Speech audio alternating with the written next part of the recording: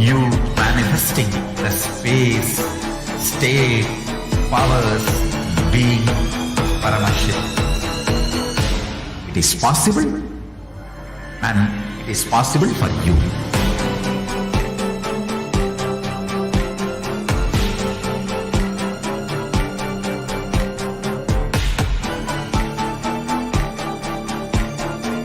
Paramashiva will reach you with enlightenment science. I know he is going to do the job. Just be alive for next 3 years. Nothing else.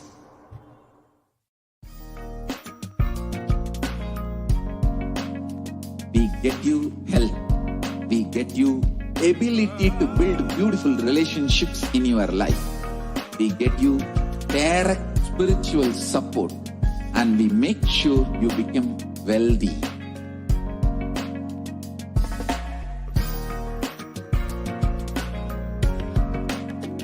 We won't stop giving you just good life. We will literally not stop till you live enlightened life. Manifesting the state of Paramashiva, space of Paramashiva, powers of Paramashiva, being of Paramashiva.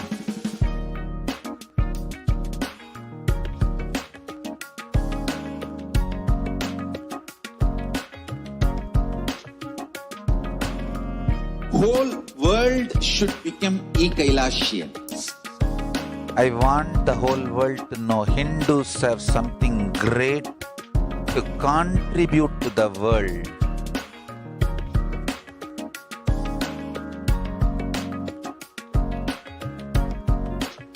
We have something great to contribute to the world. Let us do that.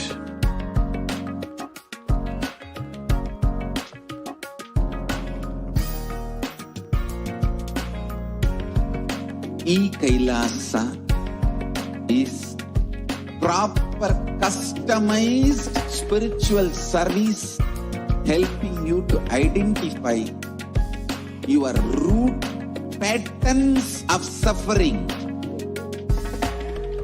We have perfected the science of helping every individual from every cultural, religious, nationality background.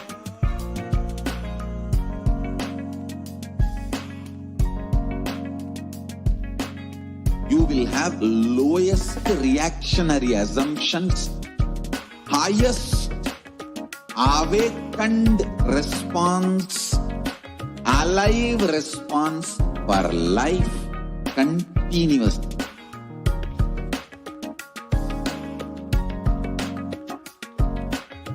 Kailasa is enlightenment ecosystem, literally enlightenment itself in your own home, wherever you are. Proper customized spiritual service helping you to complete with your life negativity. Withdrawal from life, self-hatred, self-denial, self-doubt, so much of tiredness, laziness. We can support you aligning your diet, your attitude, your aptitude, your understanding about life. We can help you with everything.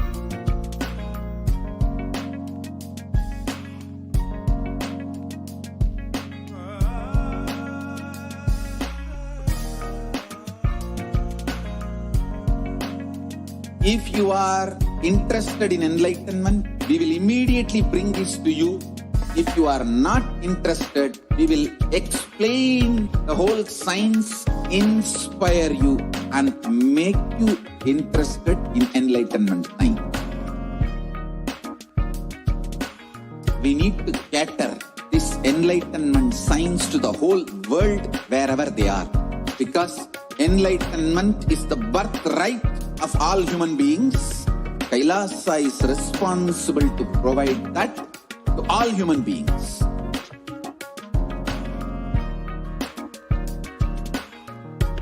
Kailasa is the totality of the knowledge I received from my gurus and practice manifested in my life, perfected by teaching millions of people from all cultures, time zones, backgrounds, genders, nationality, race, from every creed.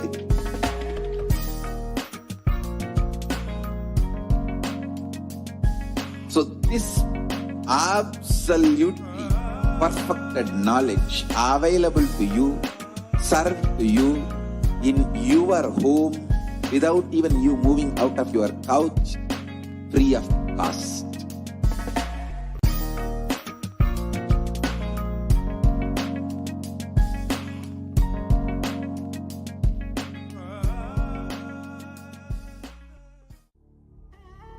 What I mean by the word Kailasa, listen intensely.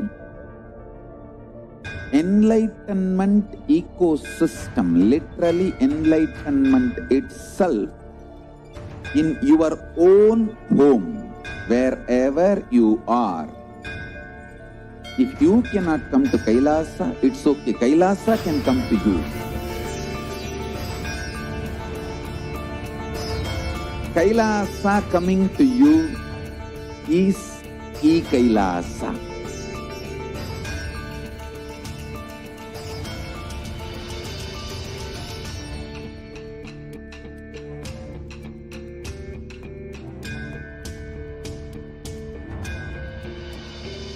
I will revive Hinduism.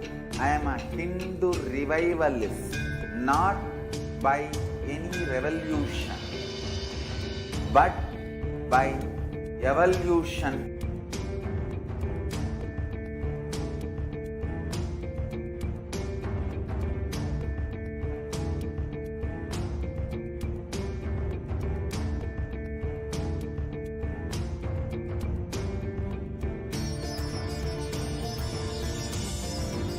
And setting model community.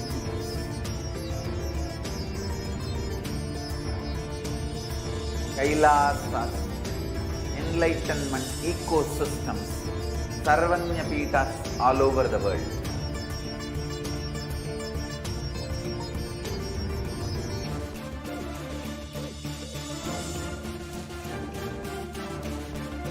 All powerful cognition, knowledge, only when you live, power manifestation and possibilities manifestation happens. It's a fundamental truth.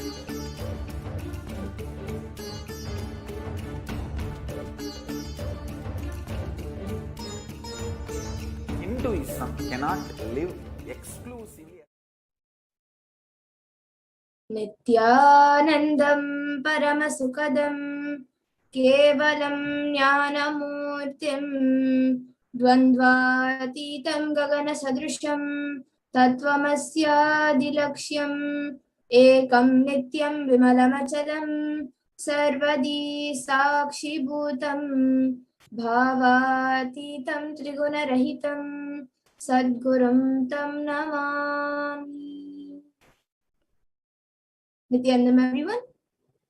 I welcome all of you watching us right now on YouTube, Facebook, and other social media platforms. I welcome all of you today for this Parashakti Akashic readings, where we will be witnessing the Akashic readings directly revealed by Devi Parashakti herself.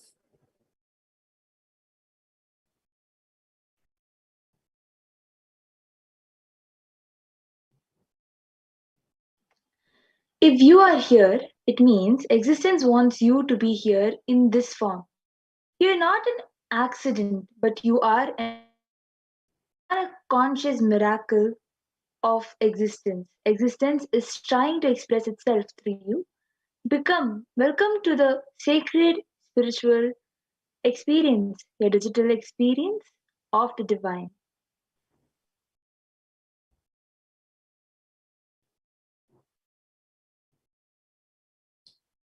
And this may be what all of you think as your first time in the presence of a divine being, a divine cosmic being.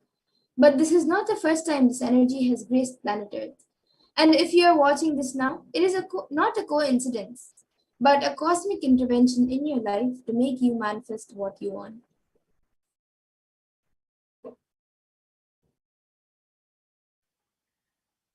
How is this possible? How has this worked before? Experience these answers through powerful cognitions as referenced from the ancient texts of Hinduism revived by the Supreme Pontiff of Hinduism.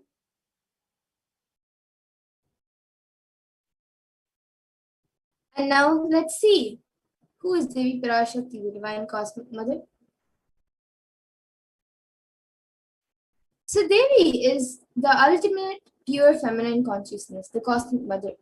She is the Source Shakti. It is her cosmic womb, the Brahmanda Yoni, from which billions and billions of universes come out and go in. It is the source where the Big Bang and black holes go on. Parashakti is the main deity of the sacred feminine and the divine consort of Bhagwan Paramashiva, who is the primordial divinity of Hinduism.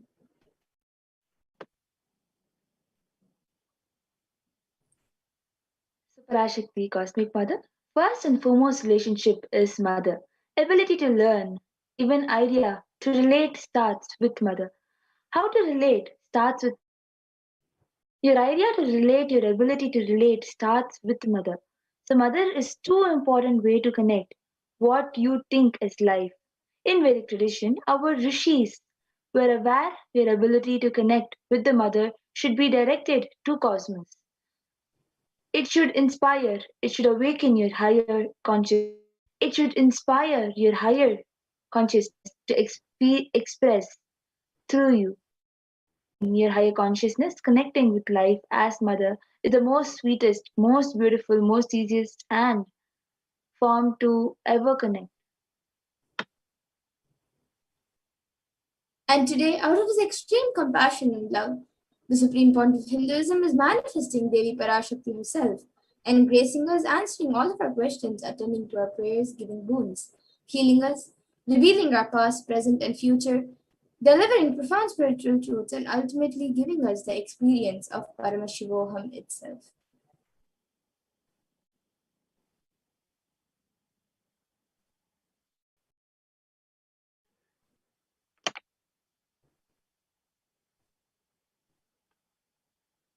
So now let's understand what is the Bhava Samadhi Darshan and the science of Bhava Samadhi Darshan.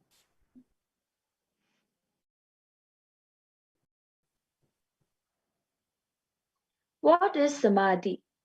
Sama is oneness and adhi means source. So samadhi means one with the source. Bhava means attitude or aspect. And so bhava samadhi means being one with the source through this aspect. And darshan means to have a glimpse of. In the Vedic tradition, it is used to describe the moment when we behold a deity, an avatar, or a saint, or also an enlightened being. As just seeing such a being can cleanse the karmas of lifetimes and create a deep lasting transformation in us or in you, in whoever the receiver is. And darshan is the powerful superconscious vibration that is present around an avatar at all times, and he simply radiates darshan just as the sun continuously radiates light. And the auspicious moment when you are able to catch it becomes the moment of darshan for you. And that is when you raise to the next level of superconscious breakthrough, which is like hitting a reset button on your being.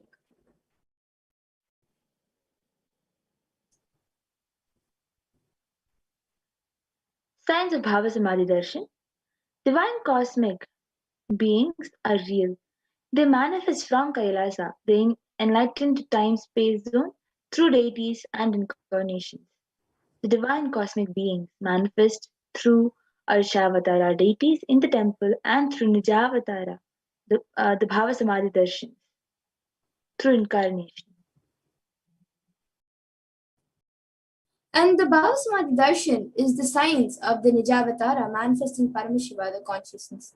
It is where the formless, the being of Paramashiva, expresses through Divya Sharira, the light body, and manifests as Nijavatara, the physical form or embodied form for us to experience Paramashiva.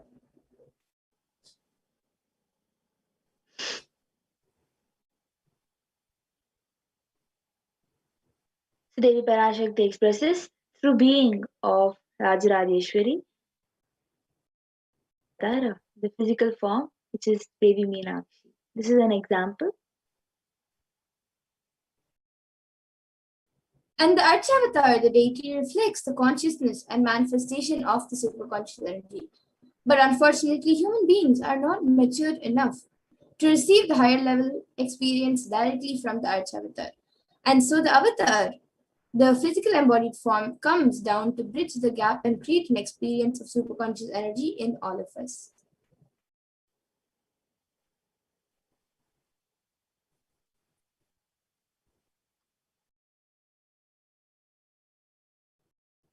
So the Bhava Samadhi awakens your Kundalini Shakti, which is the latent potential energy in every human being.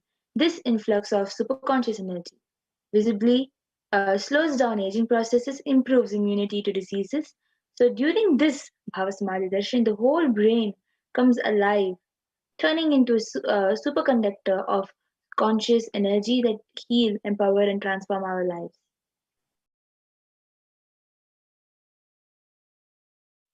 And during the Bhava Samadhi darshan, our mirrors also mirror that of the avatar. And mirroring neurons, which is a natural phenomenon in all human beings, activate and process all the observed movements or information of the avatar just by seeing.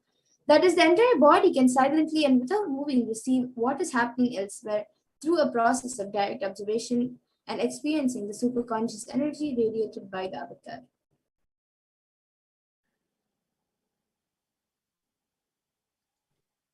Readings from the cosmic archives, the Akashic readings, is not a prediction, it is readings from the cosmic archives. Beyond space, creation, and simultaneously. So, in dimension of time starts the past, present, and future. Because Akashic records are stored in Akasha, the space dimension, there is no past, present, future. That is why what you call as happening, yet to happen, are clearly already recorded. And now let's have a glimpse or a small introduction of the Supreme Point of Hinduism, who he is and what he has done, and he is the one who is actually giving us this science of the Bhava Samadhi darshan. So let's see who he is. The supreme pontiff of Hinduism, Jagadguru Master Nidhanam, His Divine Holiness Bhagavan Nithyananda Paramashivam, a macrocosmic ancient enlightened Hindu civilizational nation. The supreme pontiff of Hinduism is the 1008th incarnation of Paramashiva as per Hinduism and is recognized by his predecessors who are enlightened masters and adepts. The supreme pontiff of Hinduism has made the science of power manifestation, yoga, and temple-based universities as a lifestyle for humanity. And the Supreme Pontiff of Hinduism is also ordained as the 233rd Guru Mahasannidhanam of Kanchi Kailasa Sarvagnapeetham, which is the Tondai Mandala Adinam, the incumbent emperor of Suryavamsha Saranga Samrajyam, and the present 293rd Jagadguru Mahasannidhanam of Kailasa Shyamala Pita Sarvagnapeetham, and also the present Mahamandaleshwar of the Mahanirvani Akada, which is the largest apex monastic order.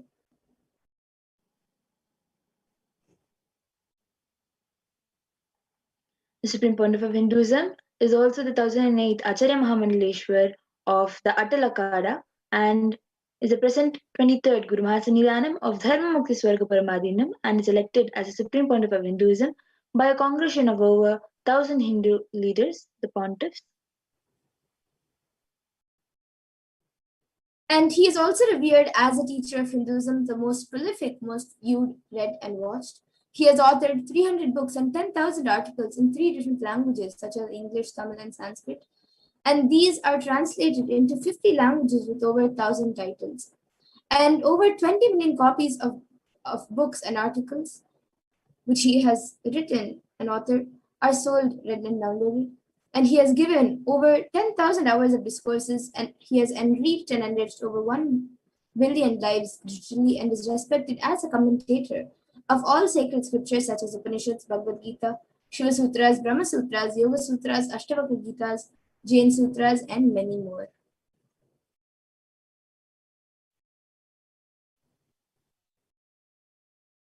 leader of Hinduism, the most awarded international, internationally recognized Hindu of 108 ancient Hindu sampradayas, including the Rudrakanyas, Rudras, Rishis, Rishikas, Bhairavas, Bhairavis, Sannyasis, establisher of the largest Hindu university, the Kailasa Nithyananda Hindu University, in the world, with satellite campuses in 150 countries, establisher of 1,000 plus Kailasa enlightenment ecosystems, and is the founder of and is the founder and reviver of over 100 Sarvagna Pitas, and is the collector of the largest Hindu library with over 1 million books, 1 million family scriptures, and over 20 million digital books. And now with this, we will be moving on to the next segment where we will be seeing a live demonstration of the extraordinary Shaktis given to us and given as a gift to humanity, for the entire humanity, by the Supreme Founder of Hinduism through the science of Diksha. So we will now be moving to the next segment of the power manifestation.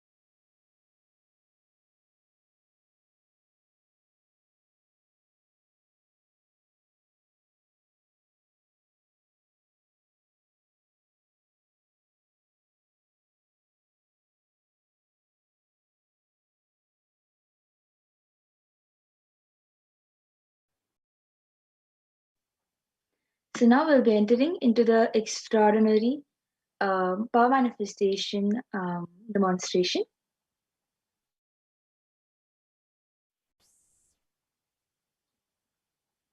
So today the Bharatans, the Nithyananda yogis, and the initiated disciples of the Supreme Founder of Hinduism will be sharing with all of you the experiences and results of the extraordinary manifestation given to us through the initiation through the Diksha by the Supreme Founder of Hinduism.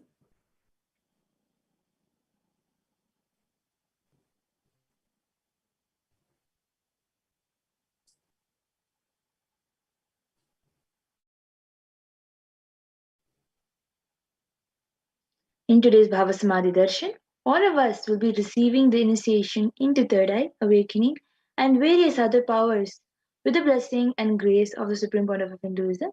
We will be manifesting seeing through the eyes blindfolded. So many of us might be wondering where the third eye is located. So the third eye is the cosmic browsing center, which is located between the brows, which upon initiation one can effortlessly express powers and see through the third eye just as you would to the true eyes.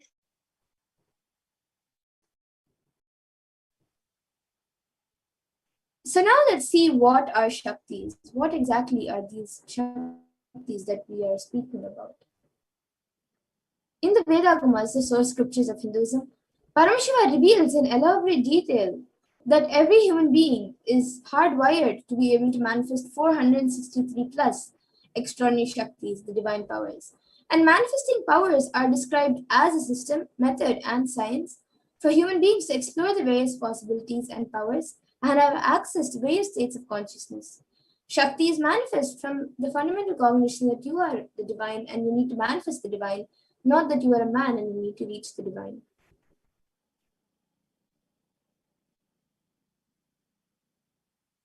So now we'll understand a few differences between the Shaktis and the Siddhis. You would have heard this term siddhis, but we will see the differences between. So, Shaktis express from the space of enlightenment and as a side effect of feeling connection with divine and high integrity with the Guru. And Shaktis are the source of enlightenment, whereas Siddhis are powers or penance for enlightenment and are on the path of enlightenment. And a few more differences between Shaktis and Siddhis are that Shaktis of Paramashiva manifest through ordinary human beings in an extraordinary way after the initiation by the avatar and are permanent, whereas Siddhis are not permanent and may divert you from enlightenment.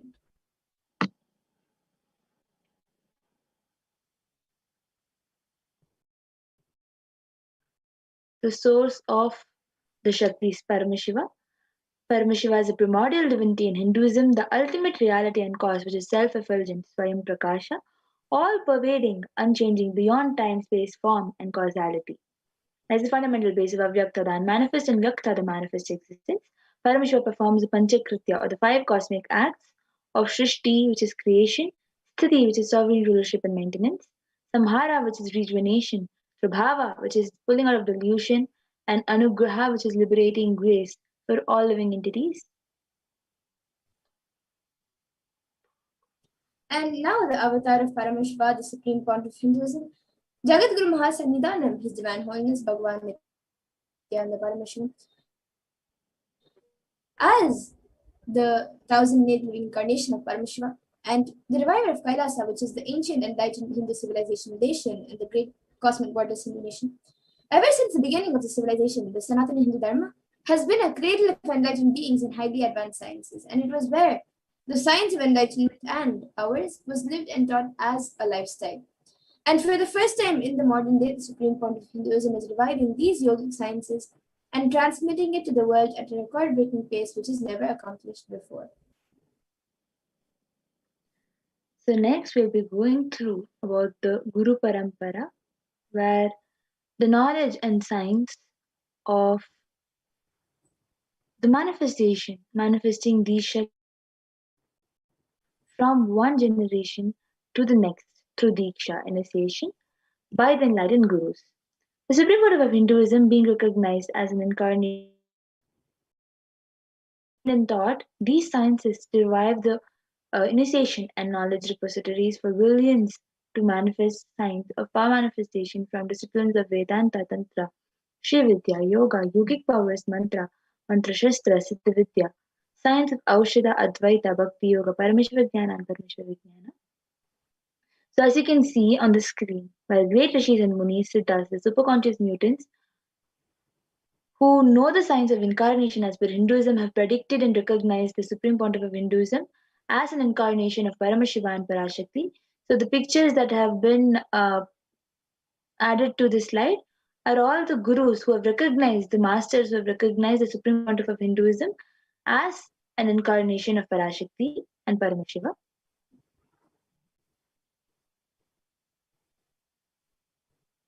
So now we'll be seeing how we can awaken these divine Shaktis in us. So every ultimate truth, jnana, is mapped into your consciousness, prajna, and manifests as a possibility and power of every being like jnana. Diksha is the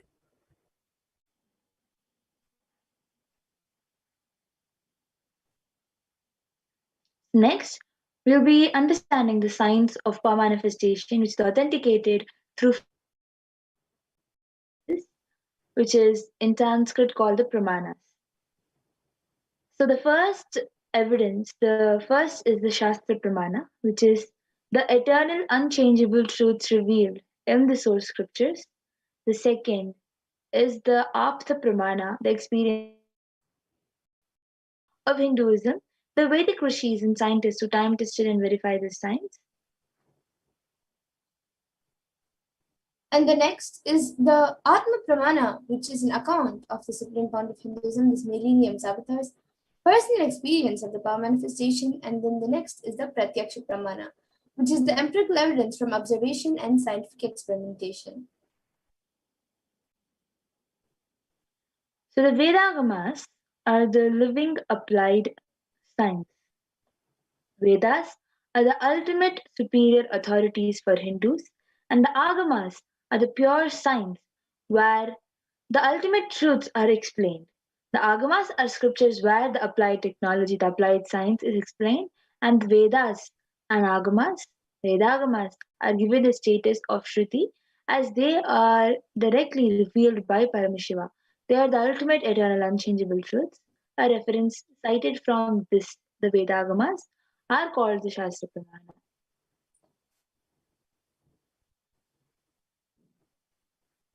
And now let us get ready to witness a very unique and exciting demonstration of the powers of third eye.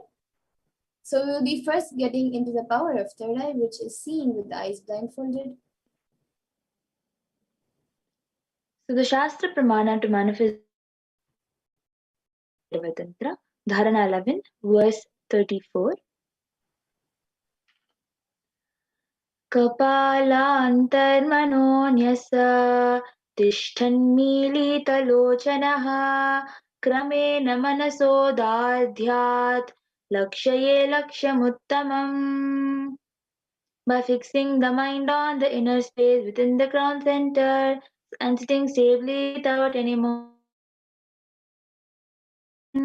by that stability of the mind and inner space through the power of the third eye, one directly sees the ultimate goal Laksham by having the vision beyond the sight that reveals any object or place attaining the space oneness with the source Paramashiva.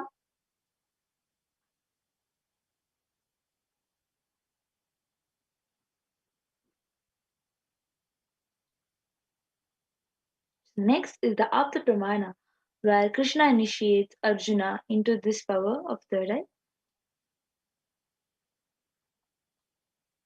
न तु मां शक्यसे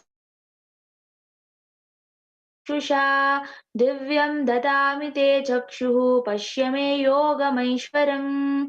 Bhagavan Krishna says to Arjuna, but you cannot see my cosmic form with these physical eyes of yours. Therefore I grant you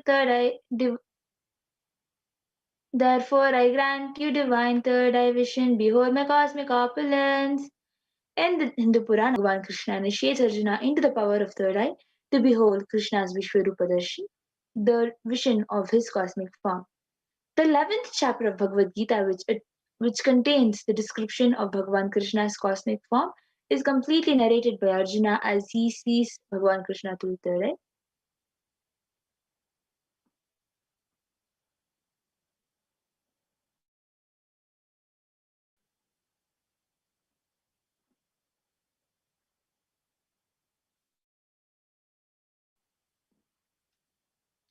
So the next is the Atma Pramana, where Swamiji sharing in Swamiji's own words. The first experience that I was able to see everything around me, above me, the whole 360 degree, 10 directions below me, everything, I realized not only I was able to see, I was able to feel, experience all of that as me.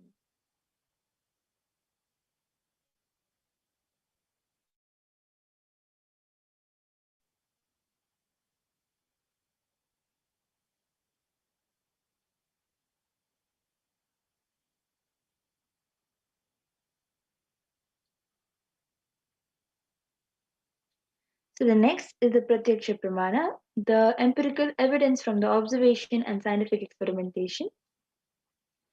The study measures and compare metabolic cell activities of the brain in conscious and meditative open of third eye state using the positron emission tomography, the PET. It was said that when doing the daily activities, high activities measured in the brain where third eye is located, and when in deep samadhi state, only the third eye region is active and almost 90% of the rest of the brain is at peace. And the next is the Sakshi Pramana, the experience and results of the extraordinary manifestation happening through the initiated disciples of the Supreme Pontiff of Hinduism. This rare sacred science of third eye awakening is being made available to humanity for their ultimate enrichment and conscious evolution by the Supreme Pontiff of Hinduism, Jagat Guru Mahasannidhanam and His Divine Holiness Bhagavan Nithyananda Paramashivam. As a living incarnation of Paramashiva, the Supreme Pontiff of Hinduism embodies the most profound yogic states that surpass all bounds of time, space, and matter. The Supreme Bond of Hinduism is gifting this pure great science of third eye awakening along with many other spiritual sciences through initiation, Diksha.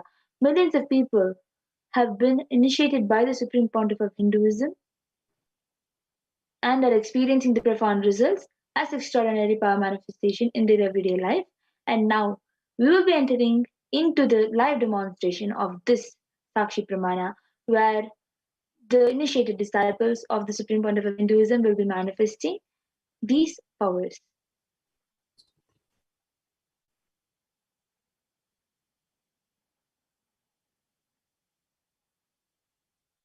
So we now have with us Ma Amrita, who will be volunteering and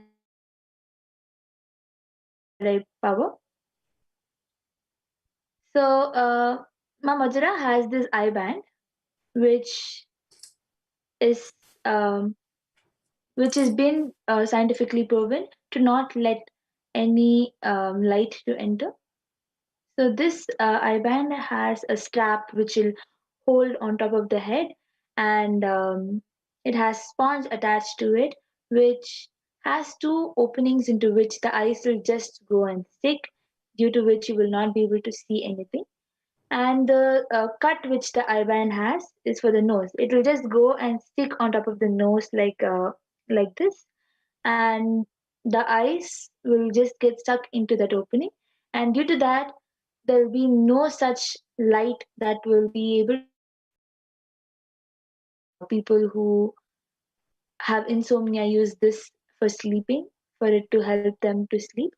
So this eye band, a volunteer Ma Amrita will be putting it on top of Ma Madhura's eyes.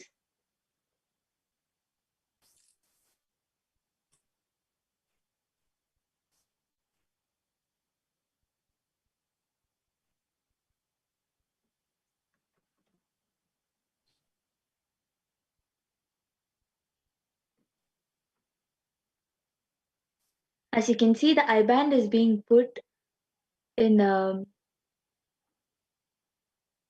proper manner. Also, you will all be able to see, Ma Madhura, you can turn left, right, up and down and show that there is no possible gap in the eye band. As you all can see, there is no possible gaps in the eye band which can let the light enter inside. So if anyone wants any particular thing to read, either random numbers or any emojis, random emojis, or some words that you think Ma Madhura will not be able to understand and see, you can share. Yes, you can even put something which you think I may not be able to pronounce, but I will still be reading out the spelling for all of you. So you can put anything which you would like me to read.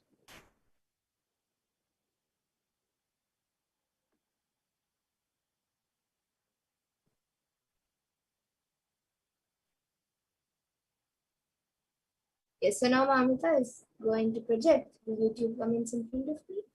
And even all of you can see the YouTube comments being projected.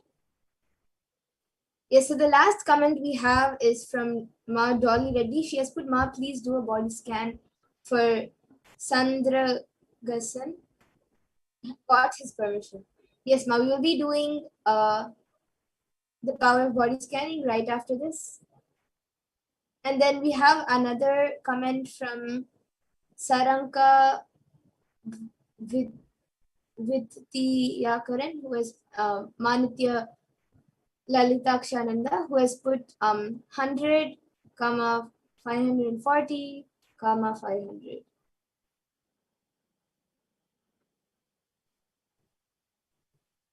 And then we have somebody whose YouTube name is GB, who has put Ma Kripaya Mero Sharir Ko Nirikshan Gardi Dinuna. So I think that's Hindi.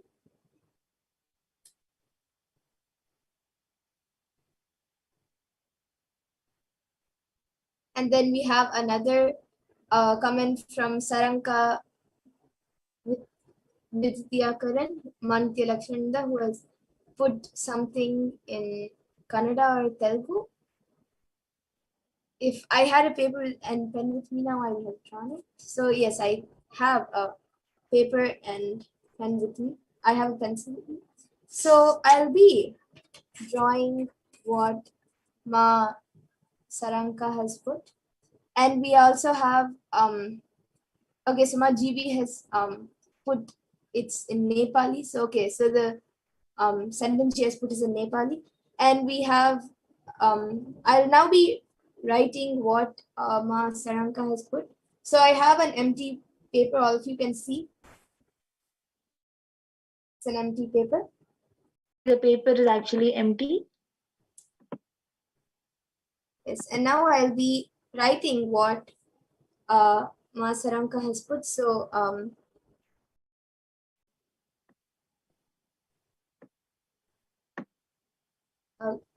can we scroll back a little up to, and then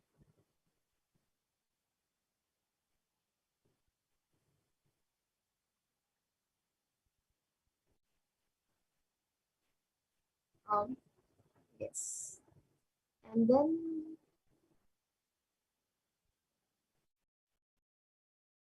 so she has, this is what Ma Saranka has put. You can see. So as you all can see, it is exactly what Mamadura has written. It is so similar to exactly what Mamadura has drawn. Yes. And now we have GB Aya who has put this is Aya. Yes. Okay.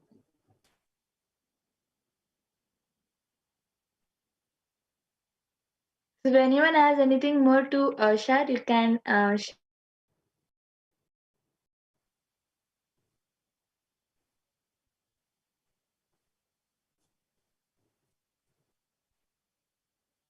So you can put a sequence of emojis, numbers, letters, and as we already have few comments, you can put in different languages.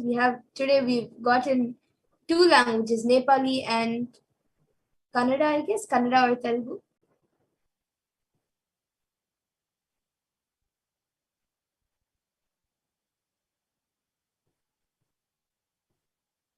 So would anyone else like to put in your comments? Yes, we have GB Aya who has put please scan my body. Yes, Aya. Right after this power, we will be having the power of body scan.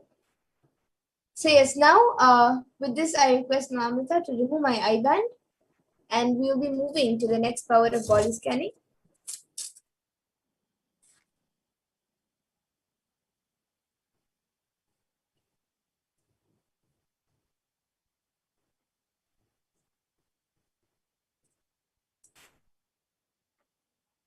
Yes. So Mara Saraka said that it was Telugu. So we had today for third eye from Telugu and from Nepali. Nepali. Yes. As you all can see, the I-band is exactly the same I-band that was used on Mamadura, just the same I-band which was shown right before the third eye demonstration. So we'll be entering next into the next power, which is the power of body scanning.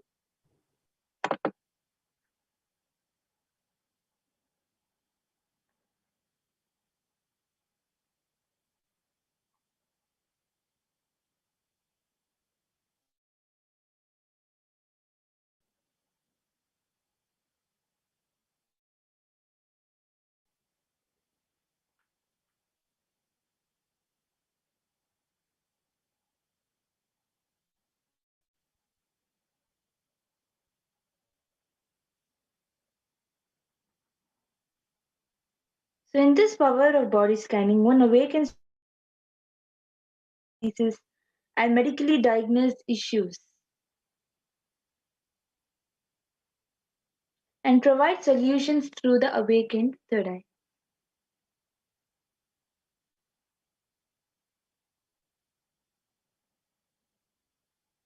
The Shastra Pramana to awaken uh, for the power of body scanning is Swadehe Jagato Vapi Sukshma Sukshmatarani cha Tattvani Yani Nilayam Dhyatvante Vyajyate Param. Bhagavan Paramashiva says, cognize deeply that from the subtle to the subtlest constitutive principles of the whole body, Swadeha, or of the whole consist of the essential reality. They are being absorbed in their source cause Paramashiva.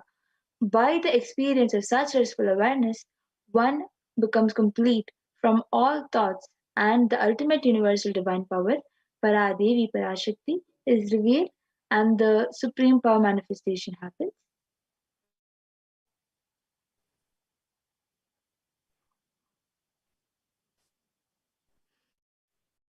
And the Apta Pramana for this power comes from the life of a Siddha, whose name is Teriyar, and he was one of the prominent disciples of Agathir.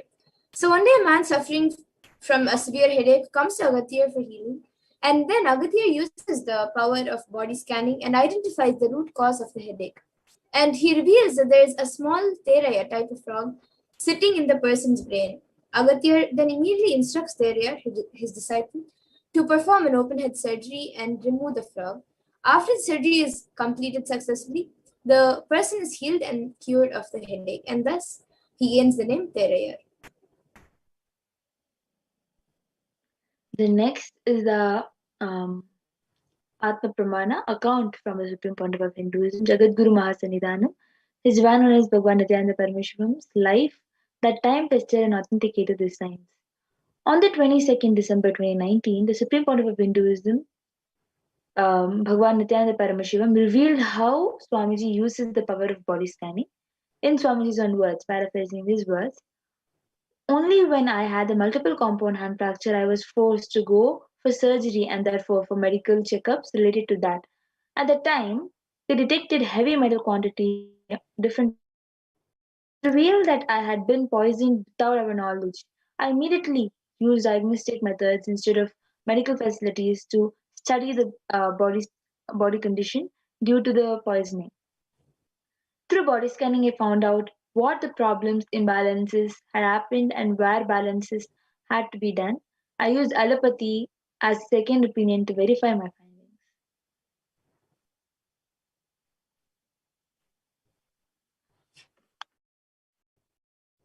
And now all of you can also see the Sakshi Pramana, which are the experiences and results of the extraordinary manifestation by the disciples who have received the initiation.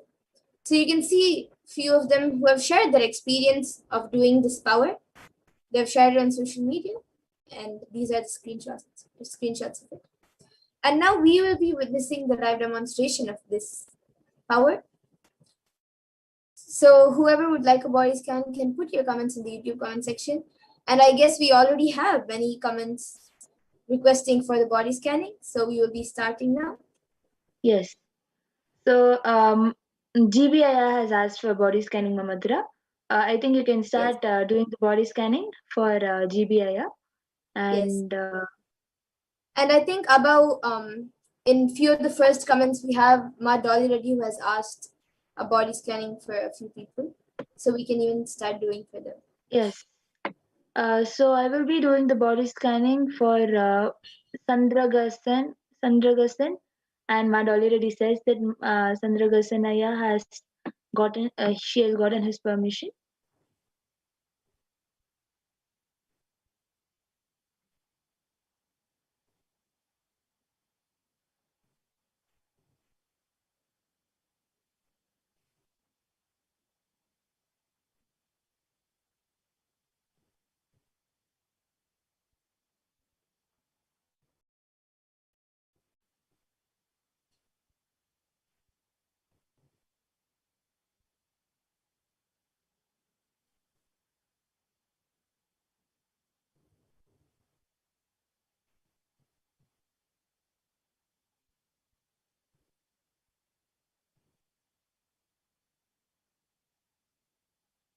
Yes. So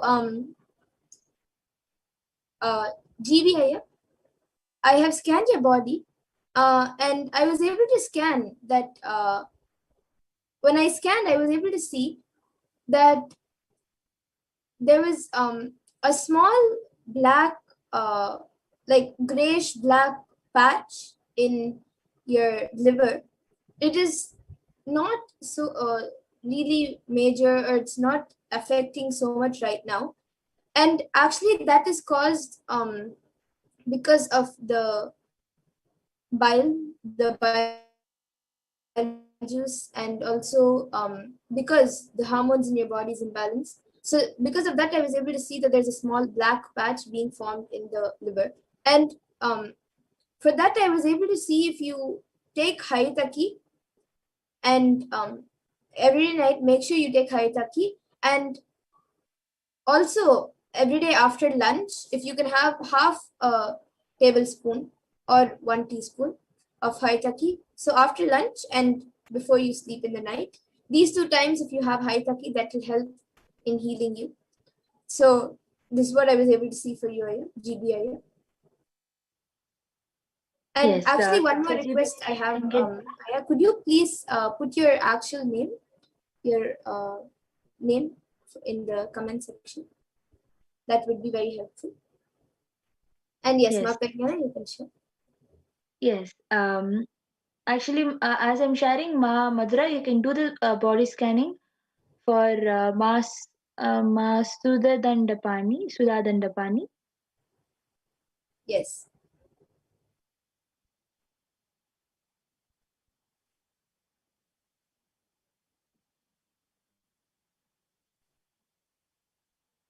So, Aya, Ma Dolly Reddy, you can tell Aya that I was able to see. Aya has some kind of a throat infection, and it is not like throat is paining so much, but there is some kind of infection that is forming in the throat, and I was able to see that that is due to slight cold, which is not so evident also. So that cold is what is causing this throat infection, and I was able to see it is not so serious, but it can be healed by having water, with some lemon and a little bit extra of pepper in it, and some sweet, whatever sweet you use, that sweet added into it. So I was able to see this will help you with the throat infection, and it will help with the healing. And GBIA has shared the URL, and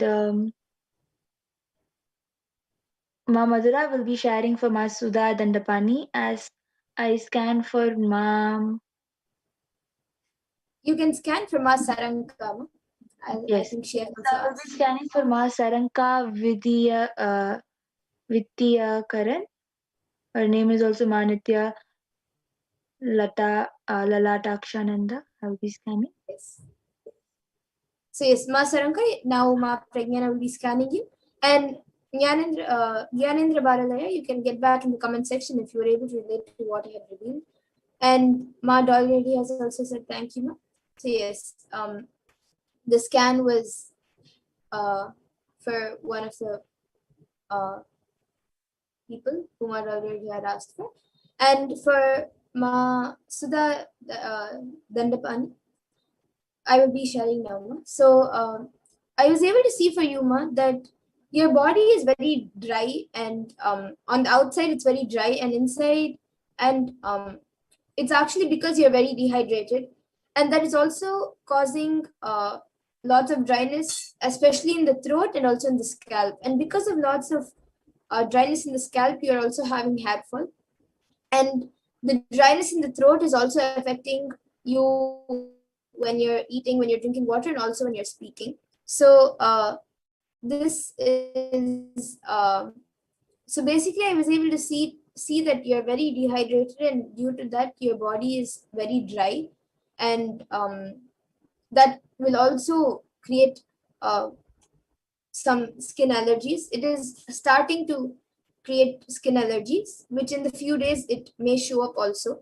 So I think before the skin allergies start actually coming up as boils and like heat boils and rashes and things, I would the solution that I was able to see was apply castor oil or pure coconut oil, either one of the oils, and take an oil bath at least twice a week.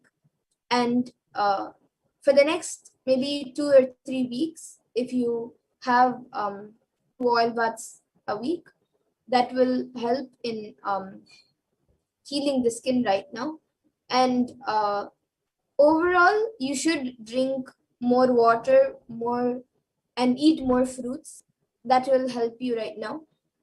And actually, I was specifically able to see that it is happening because of the Agni Nakshatra, like how Swamiji had said few days ago, because of the heat waves that are happening around. So that was what I was able to see for humor. So you can get back in the comment section. And GB Yanendra Baralaya has also gotten back saying, thank you so much, Ma. I'll be taking Hayataki as suggested by you. Yes. It is suggested by Paramashivaya, so please do it. Yes. So Ma Saranka, I was able to see that when I was scanning for Ma Saranka, I was able to see, as I'm sharing for Ma Saranka, Ma Madhura, you can do for do body scanning for Ma Onyinye Ihezuku. Yes. Yes. So Ma Saranka, I was able to see that you have for last few days you have been having ankle pain, and I was also able to see that you have excess of pitta in your body, and I was able the excess of pitta is for you to actually apply and have bath. So I was able to see this as a solution for excess pitta, and I was able to see that during your cycle, you have lots of back pain. You don't have really stomach pain or anything, but you have lots of back pain when you're going through your menstrual cycle. And I was able to see the solution for that is doing intense Nithyananda Pratana Vijnana Krama. It will help you not having the back pain. I was able to see this as a solution. Yes. Masudal and Pani has gotten back saying, yes, ma, awesome, thank you so much. You're so right. I feel dry, ma. I'm so excited to get my body scan. Thanks, thanks, ma, Nithyananda. Yes. We'll And, surely do what you suggested. Thank you so much. Yes, ma, Madhura. Yes. So now when I scan from Onyinye Ihezuku, I was able to see for you that for you there is lots of calcium deficiency, and also I was able to see that in your ears for the past, I think 1 or 2 weeks right now, in your ears you're feeling some kind of like there's a kind of vibration, or there's like a weird type of feeling in your ears happening inside your ears, and it doesn't come out as pain all the time, but maybe like once in 2 days you also have like a shoot of pain, and then it slowly again reduces and becomes normal, but still there's like a small sensation happening in your ears. And that is also and I was able to see also that your eyes for the around the same time period, 1 or 2 weeks, even your eyes, I was able to see that your it's not that your vision is getting bad, but like it's not happening very regularly, but maybe like once in 3-4 days, I was able to see that things for like few seconds become little blurry. It's not like you black out fully, but it becomes little blurry, and then you just like at that point in time you don't know what to, and then it becomes back to normal.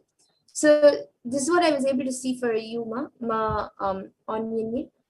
So I was able to see the solution for this is that for at least for the next 3 days, this is for your ears. For the next 3 days, whatever you're doing and wherever you are, as much as possible, listen to the Mahavakya, keep playing Mahavakya around you. That will help heal your ears. And cold water. And also apply castor oil one after you do the eye wash. Mazura, we're not able to hear what you're sharing.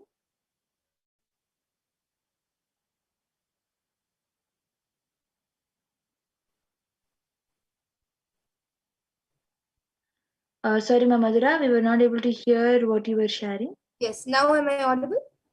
Yes. Yes, so this is for Ma Onion Me. So I was able to see that there's a sensation happening in her ears. For Yuma, I was able to see that there's a sensation happening in your ears for about 1 or 2 weeks now. And for almost the same time period, I was able to see for 1 or 2 weeks. Even your eyes, I was able to see that like once in 3 or 4 days, for a few seconds, things become a little blurry. And also there was a little calcium deficiency. And for this, the solution that I was able to see was that for your ears, at least for the next 3 days, you can, whatever you're doing, whatever activities you're doing, as much as possible, try playing the Mahavakya around you. Always listen to the Mahavakya. That will heal your ears. And for your eyes, I was able to see in the morning, do eye wash with cold water. And either immediately after that or in the night before you sleep, apply little bit castor oil around your eyes. That will help. And for the calcium deficiency, I was able to see just take an oil bath, and also if possible you can get organic milk which is made in a proper way without violence. You can get that type of milk, or if you're not able to find proper milk, then you can use the proper desi ghee and use it in your food. You can mix it in your food and have that. So this is what I was able to see for as a solution for you, Ma. So you can get back in the comment section if you were able to relate, Ma, Onion Me.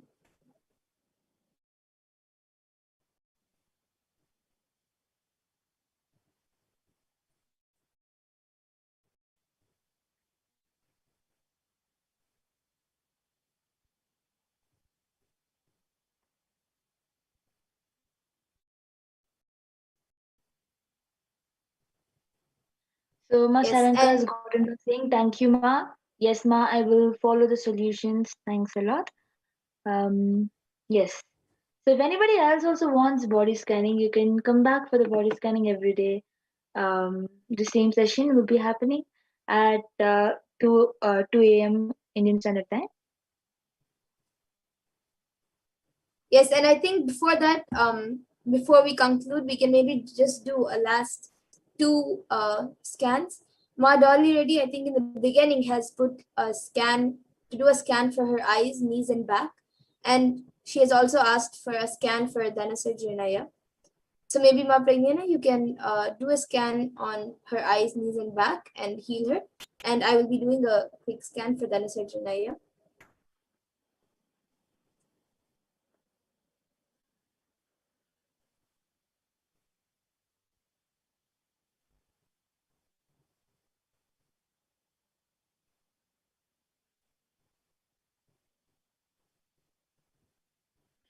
Yes. So, Ma Dolly Reddy, I was able to see that both the eyes, ears, and head, all the three, the problem is caused on you due to the heat caused in your body.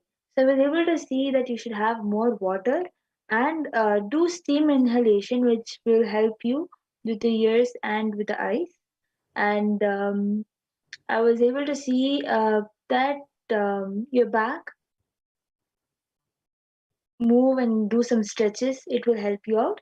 And yes, the healing is done, and Paramashiva will heal your eyes, ears, and your back.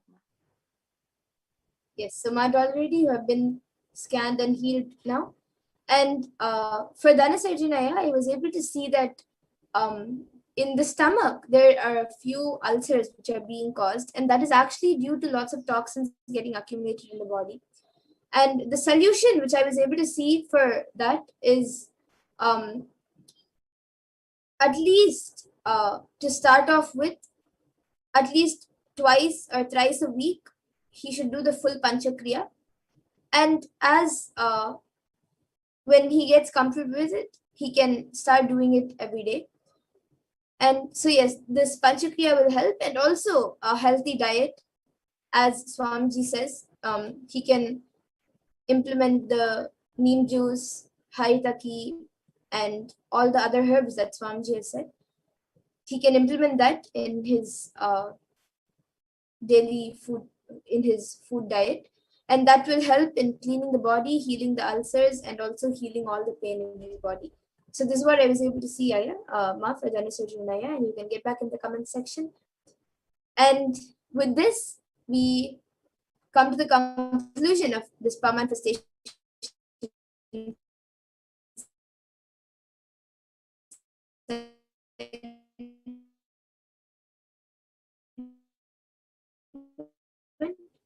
and we will be moving on to who is Devi Parashakti and what she has revealed. So every day at 2 a.m. IST and 4 p.m. IST, we will be having these power manifestation segments.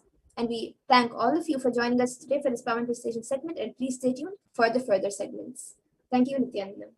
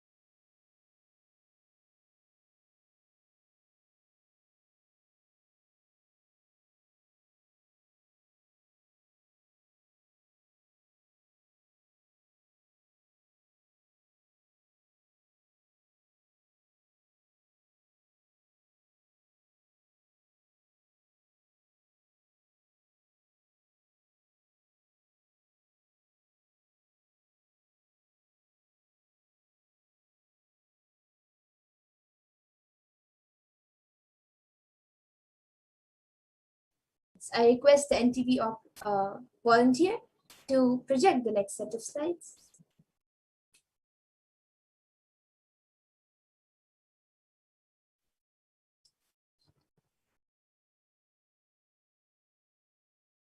So now in this next segment, we will be learning about who is Devi Parashakti and the Divine Feminine Consciousness, and we'll be learning how we can receive her.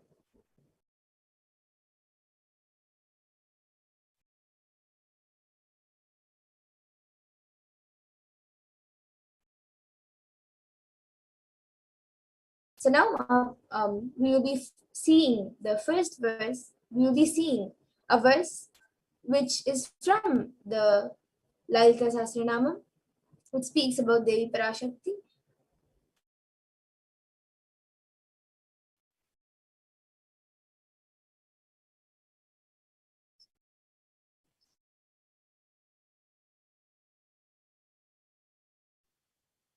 Yes. So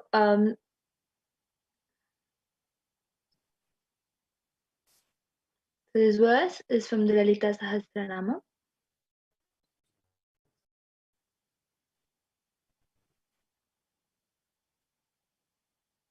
The Dhyana Shloka. Yes, and I'll be chanting it now. सिन्दूरारुणविग्रहां त्रिनयनामानिक्यमौली स्फुरते तारानायकशेखरां स्मितमुखीं मापीनवक्षोरुहां पाणिभ्यामलिपूर्णरत्नचषकं रक्तोत्पलं बिभ्रतीं सौम्यां रत्नघटस्थरक्तचरणां ध्यायेत् परामम्बिकाम्. And the translation for this verse: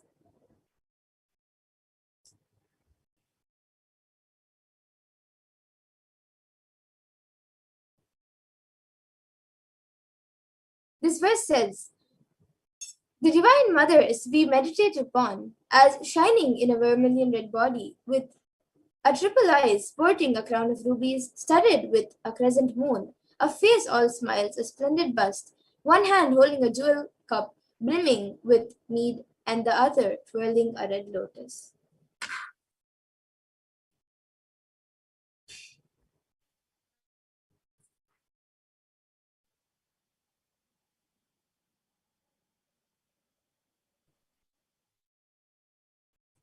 So you can go to the next slide, please. So the next Dhyana Shloka for the Lalita Sahasranama is Arunam Karunattarangitakshim Dhrutapaşankuşapuşpabanachapam Animadi Bhiravritam Mayukai Rahamityeva Vibhavaye Bhavanim. The translation is I meditate on the red in color, and her eyes are full of compassion and holds the noose, the gold, and the bow and the flowery arrow. In her hands, she is surrounded on all sides by powers such as anima for race, and she is the self within me. And Devi is the ultimate pure feminine consciousness. Parashakti is the cosmic mother. It is her cosmic womb from which billions and billions of universes come out and go in, and the source where the Big Bang and black holes go on. Parashakti is the source Shakti, source energy, source power, from which all of us came, in which all of us are in, even now, and in which all of us are going to merge.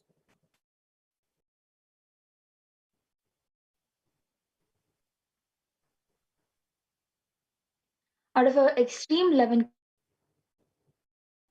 embodied form of the Nijavatara of the Supreme Pontiff of Hinduism, Jagadguru Mahasannidhanam, His Divine Holiness Bhagavan Nithyananda Paramashivam, gracing us, answering all our questions, attending to all our prayers, giving boons, healing us, revealing,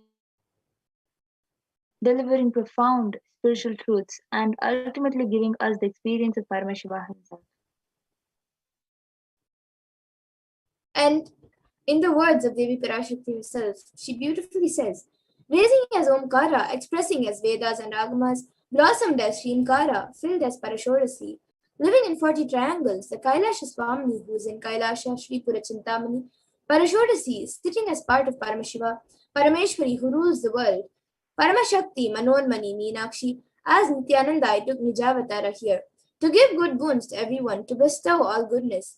Hiranya Garbhaswarupini, Brahmanda Yoni, Shami, Chandramauli, Rapala, Aparna, Uma, Parvati, Savitri, Navayavana, Samrajya Lakshmi, Parameshwari, Parashodasi, Meenakshi. Taking the form of Nithyananda, I came here as Nijavatara. With great compassion I am blessing. Listen, people, to do good to all of you, I took the form of Nithyananda and came down as Nijavatara.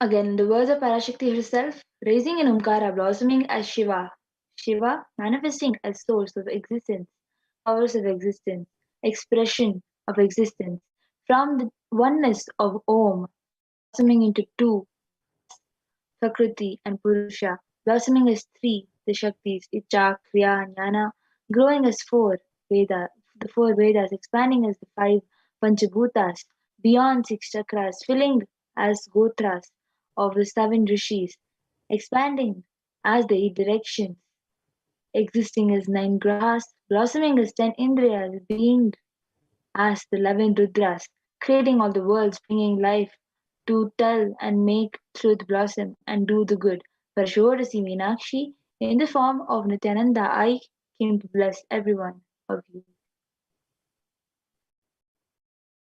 And now let's see how we can receive Devi Parashakti.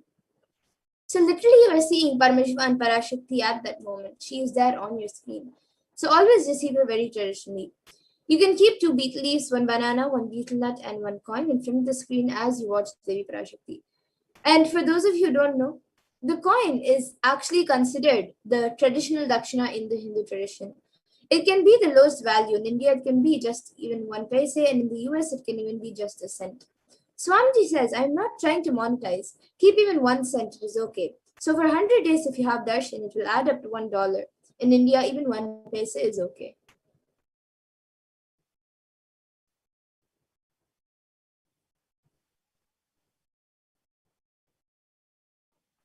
Next slide, ma. So as you all can see how the betel leaf, 1 banana, 1 betel nut, and 1 coin are arranged. So in this exact same manner, you can arrange your plate. The main stuff, the main things you have to add are banana, betel leaf, a coin, and a betel nut. But if you want, you can add some kumkum, and if you want to keep vastram, flowers, you can even add up more items that are whatever you want to offer. Yes, and Set up your once tambul. the darshan is over and once all of this is offered, you can eat the banana, the betel leaf, and the betel nut. You can eat it and take it as prasadam immediately. And many of you might be thinking this betel leaf and betel nut may look too small, but actually, Swamiji says that it may look too small, but you will understand in a few days that how much it will add to your sentiment that really she is there, and you will not take the Devi Darshan for granted.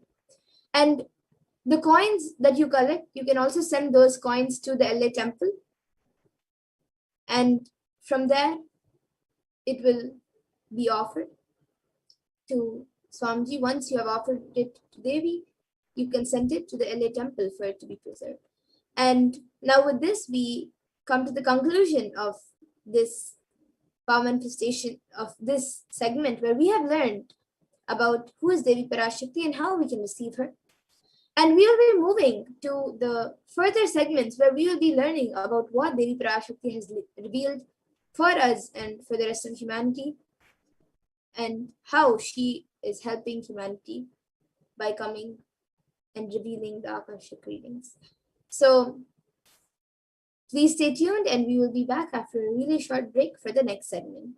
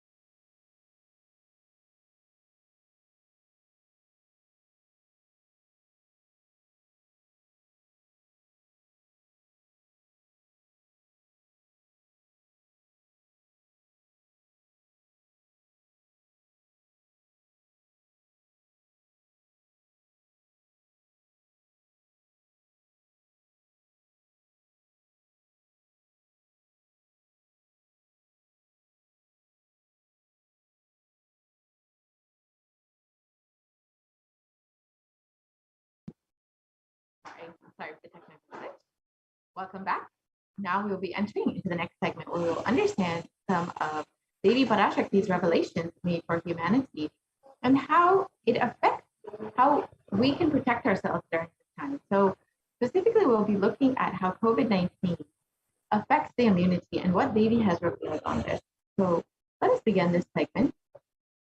If I could request some volunteers to set the slide share, please.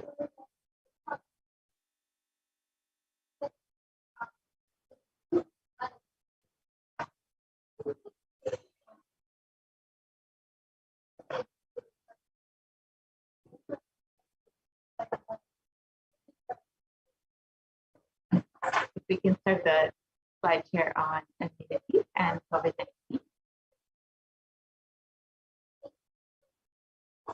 So Devi has revealed that not only would COVID-19 affect your immunity, but it will also make you much more susceptible to other diseases. And today we will understand some of those diseases that are affecting humanity right now after Devi has revealed to all of us what will be happening. So let us begin this segment. So on the 14th of April, 2021, Devi revealed Corona is destroyed, but it will take 4 years for the political conspiracies done by humans to end. I will protect my devotees, disciples, and Kailasa. No suffering will come from my devotees, but it will take 4 years for the conspiracy of Corona to end. It will come to an end only in 2025. It is a conspiracy.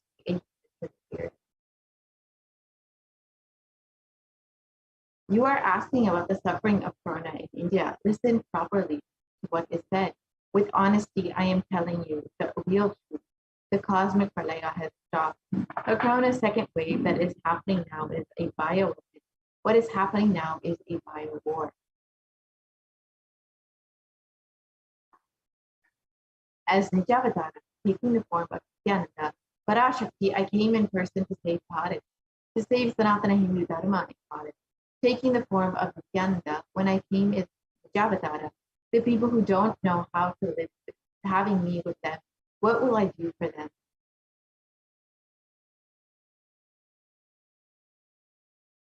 Worlds cannot be sacrificed for the sake of conspiracies done by some ignorant thieves and who got stuck in Maya. Shrishti should not have loss. Cosmos should not have destruction. To save the cosmos from Pralaya, I made a huge ship. Its name is Adi Kailasa. Adi Kailasa is the ship that will gather all the enlightened powers of the cosmos and save the people from the Pralaya. Through the tricks of traitors, rule of the enemies, without any other way out. Time came for the sailor itself to leave. That is why the sky is boiling and moving towards destruction. People, even if children do mistakes in ignorance, by getting stuck in Maya, as it is Parashakti, Paramashakti, Parashodati, Manonmani.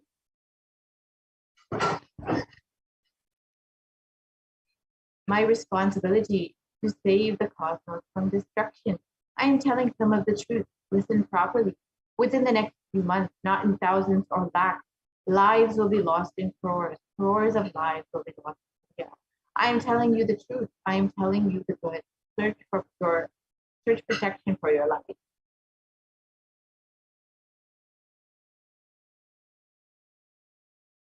So let us understand how Devi's revelation manifests today.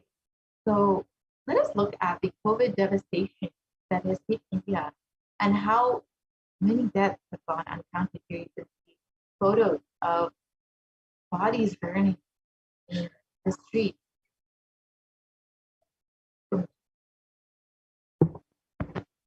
So in May, it was reported that nearly 350,000 new infections were reported and the deaths continued to rise. At one hospital in Delhi, the capital, the doctors said 20 patients were in a critical care and had died after oxygen pressure dropped. The doctors blamed the deaths on the city's acute oxygen shortage. So we can see how already in May, Devi's revelations were manifesting how many thousands of people were infected and dying due to the COVID pandemic.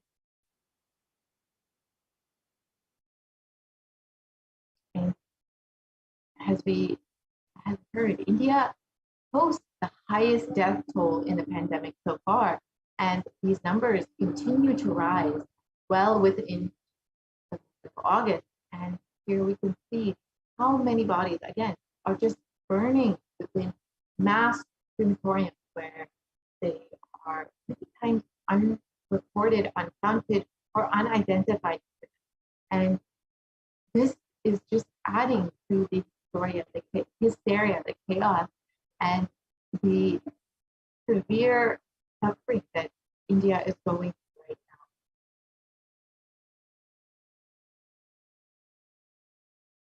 And here, again, photos of the bodies burning in masses, just without any, many times many people are not even able to perform the rituals for their loved ones. Many people have reported that unfortunately, because of the lack of capacity of crematoriums for the mass number of people dying, they are forced to burn the bodies in these mass crematoriums where they are not able to perform the necessary rituals and are not able to even sometimes wait the 13 days for the traditional Hindu rituals to happen.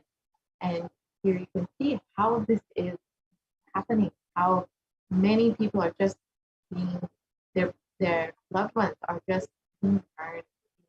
Mass crematoriums, literally cities are turning into these crematorium streets, are just becoming crematoriums. And as the Supreme Court revealed on the 23rd, all devotees and disciples, whoever listens to me, whom I do not need to convince, this is a personal message I am giving to you all.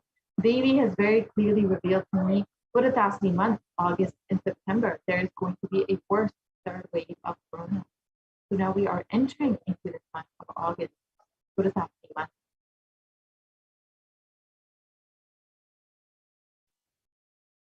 I saw in the vision dead bodies thickly floating on Ganga. Not just Ganga alone, there are 4 rivers coming from Kailasa: Ganga, Yamuna, Brahmaputra.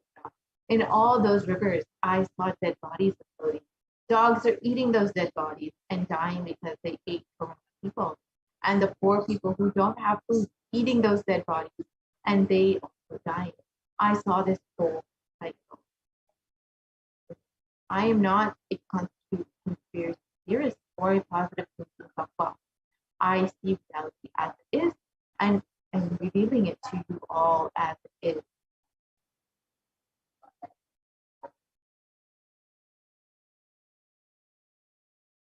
So let us look at what the Supreme Constitution reveals and how it is manifesting today.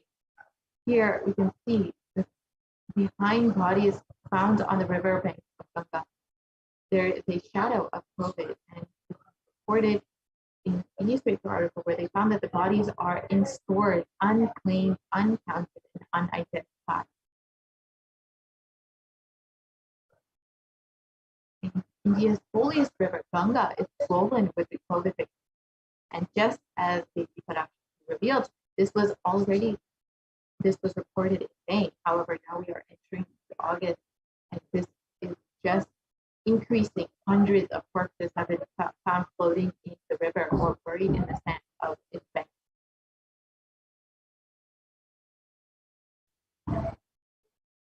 And the next wave is attacking the kids more. That is what is terrorizing, frightening. I cannot reveal more.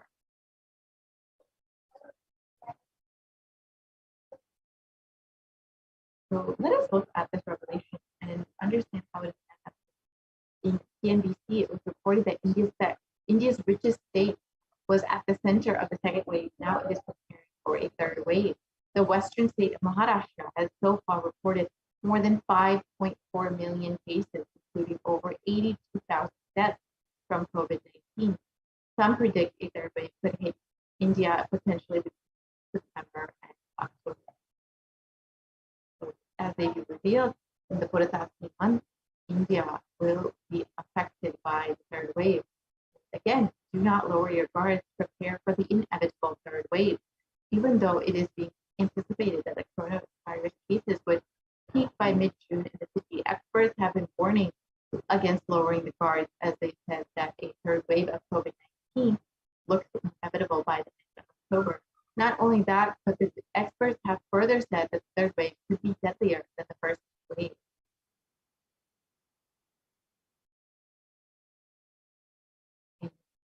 It was reported that Maharashtra prepares for the third wave, as 8,000 children in one district have been infected with coronavirus. And with more than 8,000 children catching the coronavirus in the month of May in Maharashtra's Ahmedabad, the state has started extra steps to minimize the impact of a possible third wave of COVID-19 that may affect children more. In Maharashtra's Sangli city, a COVID-19 ward is being prepared for children. Currently, 5 children are being treated here as facilities is being prepared for patients. And this was already reported in May. So we can see how this is just increased as we are entering into the Purata month. In times now, it was reported that the third wave of COVID is to impact children. Over 9,000 children have already tested positive in Maharashtra, which was again reported in May. With the fears of the second wave of COVID-19 still lingering, the experts have suggested that the third wave will severely impact children. If the virus changes its course of nature, the children will be largely affected. Reports suggest that the virus has already impacted children across the country in the second wave. So this is exactly as the Hinduism revealed. And we can see that already in May itself, the revelations were manifesting. Now we can only imagine how bad it will be coming in the next month of August. So let us actually look at further about how COVID-19 affects the immunity strength and what we should do to protect ourselves during this time. So if we could start the slide share on COVID-19 and immunity.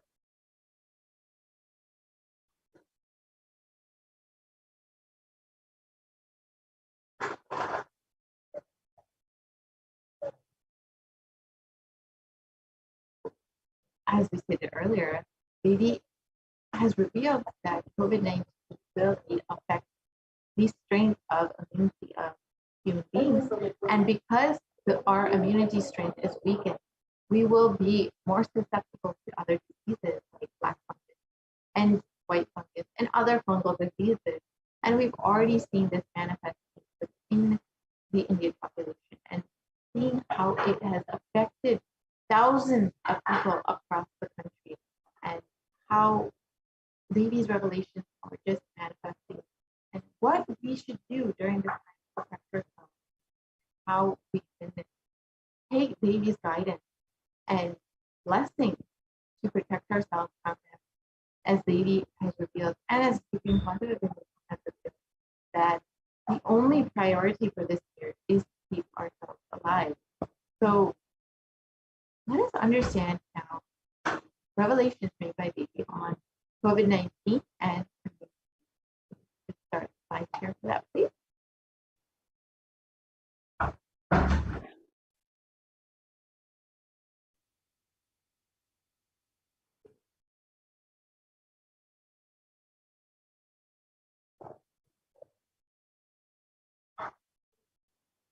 So let us enter the next slide, please.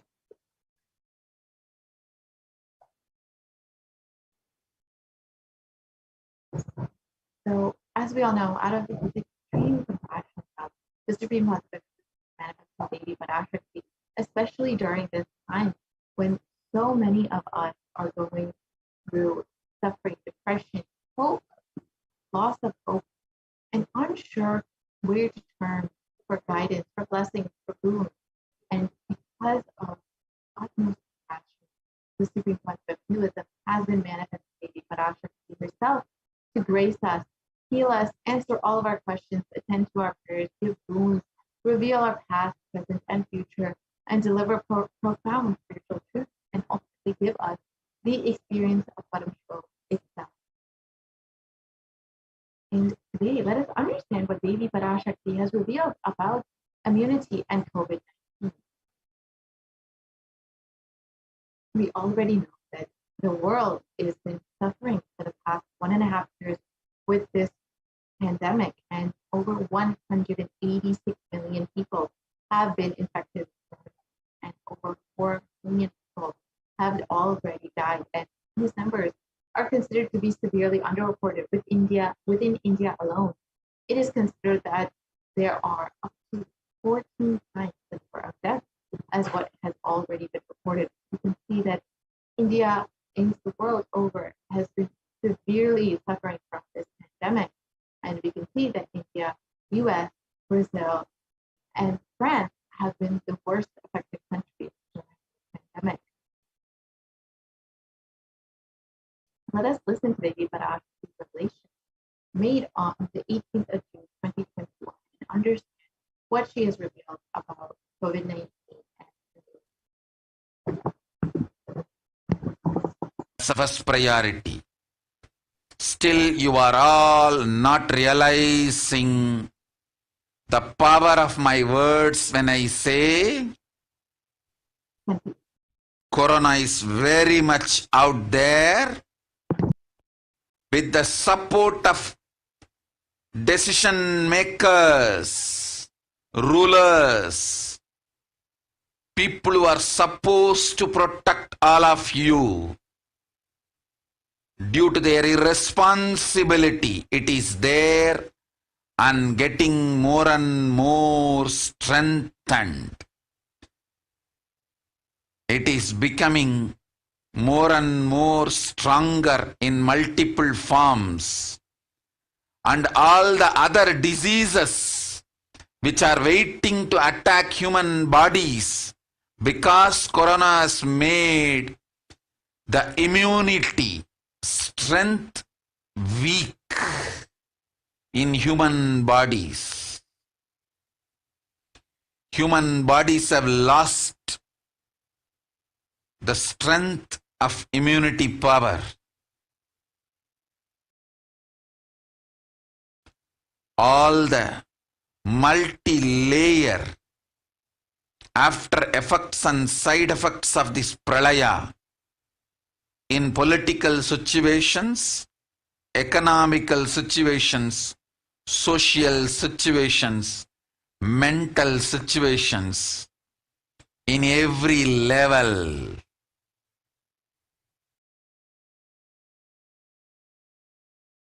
Cannot be described. Wait. This year, focus on keeping yourself alive.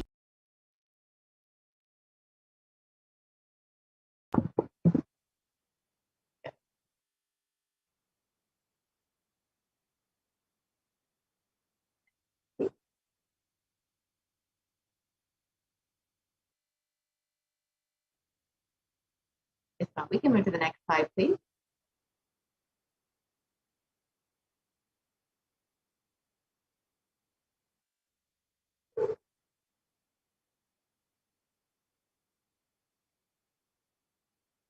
I can request the volunteer to move to the next slide, please.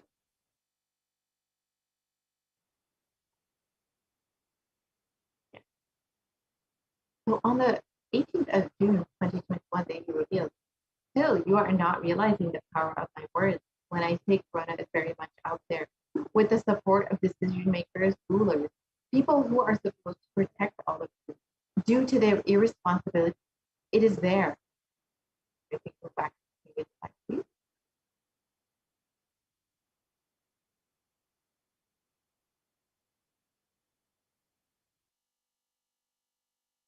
Sorry, can we go back to the previous slide, please? Huh? The slide with the revelation.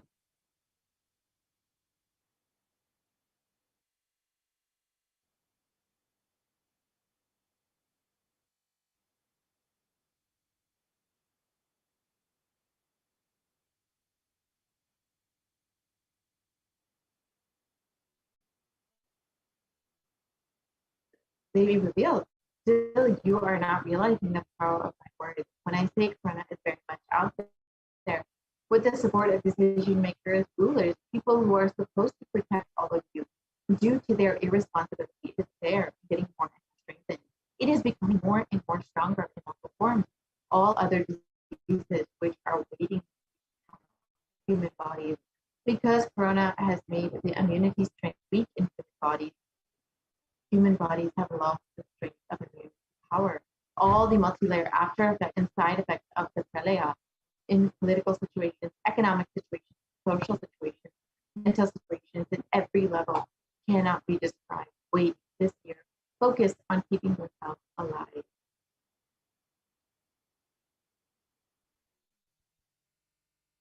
So let us look at the three main revelations that corona has made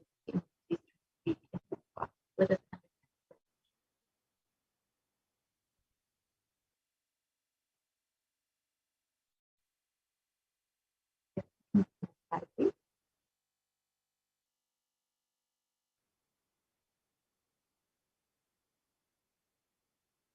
On the 29th of June, it was published in Science Daily that new research suggests that a coronavirus infection actually alters the biomechanical properties of red and white blood cells. In some cases, for months, this is a possible explanation for COVID. And this was just 11 days after the revelation. So we can see that it is, in fact, how it is exactly manifesting that the strength of immunity has been weakened in human bodies due to COVID-19.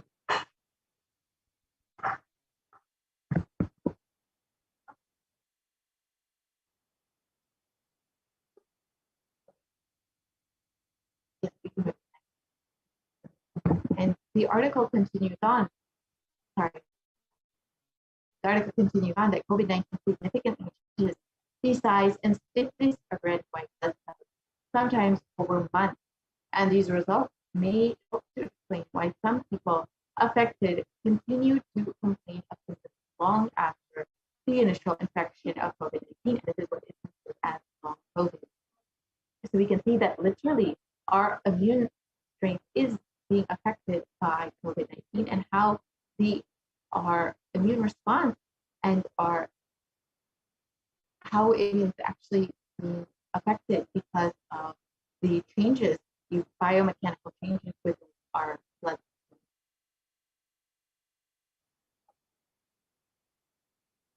And this article from the Academy of Medical Science says that the way that the human body defends against a virus is to recognize and neutralize it. However, in Forbes, it was reported that coronavirus actually suppresses the immune system by disrupting the action of the body's immune cells. And this immunosuppression allows for the 2-week incubation period, which gives corona enough time to attack the body. And so we can see how actually it is very much affecting the body and how it affects the immune system and why many people are having such severe COVID-19 infection. So here we can just see a typical timeline for someone who is suffering with COVID-19. And the initial period of incubation is between 0 to 5 days. Then the prodromal period is between 5 to 10 days. And between the 10 to 15 days is when most people experience acute infection, where many times they end up in ICU. So this is a typical infection, but it can continue on much longer than this. And you can compare COVID-19 to other deadly diseases throughout history, and you can see how it has affected nearly as many people as the HIV pandemic, which has been around for the past 40 years and has affected over 35 million people. However, COVID-19 has only been around, we've only been experiencing the pandemic for the past 1.5 years. However, over 4 million people have already died, and these numbers are considered to be severely reported, especially in India. So we can already see that the COVID-19 pandemic is very well within the range of the HIV pandemic, and will very soon, unfortunately, surpass this pandemic.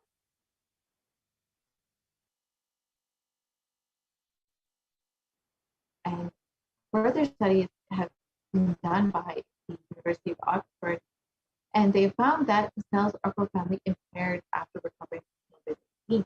So we can see that literally the immune system is very much being affected by COVID-19 and the British Society for Immunology have also claimed that the effects of COVID are far beyond respiratory health. It also affects our cardiovascular and renal system.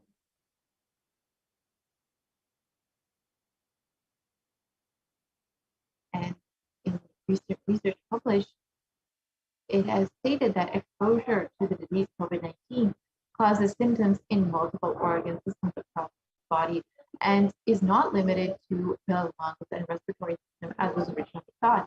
In addition, patients are reporting chronic symptoms such as fatigue, shortness of breath that last for months after the original infection, and this is what is considered to be long COVID. And this is due to the immune system actually being affected by the COVID-19 infection. This is exactly what Bhava actually revealed. And long COVID can affect the lungs, cardiovascular system, circulatory system, and can cause fatigue and inflammation due to the effects on the immune. So here we can see just a small example of how healthy lungs look versus how COVID-19 affected lungs look. You can see on the left side, healthy lungs, and on the right side, you can see the COVID-19 affected lungs, which have much more scarring in them.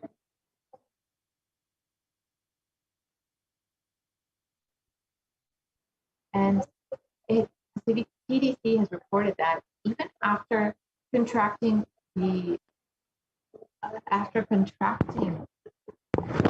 COVID-19, symptoms can last weeks or months after first being infected with the virus. And this can affect multiple organ systems and is not just limited to the respiratory system, but it can affect the lungs, the heart, the kidney, skin, and brain function. And this is exactly as they revealed. Even after contracting COVID-19 and even recovering from the disease, your immune system still remains weakened and you become much more susceptible to it.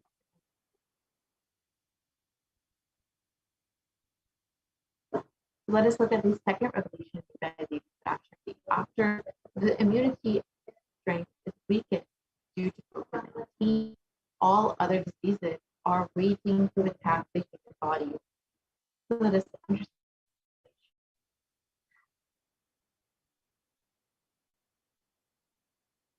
In India, there has been a very serious outbreak of black fungus, white fungus, and other fungal diseases, and they have swept the nation and affected primarily COVID-19 patients who were recovered. And in one article, they have reported over 9,000 cases of this rare infection, and in another, they have reported that over 4,556 patients have been previously COVID-19 patients out of the 5,424 people who have been infected with black fungus.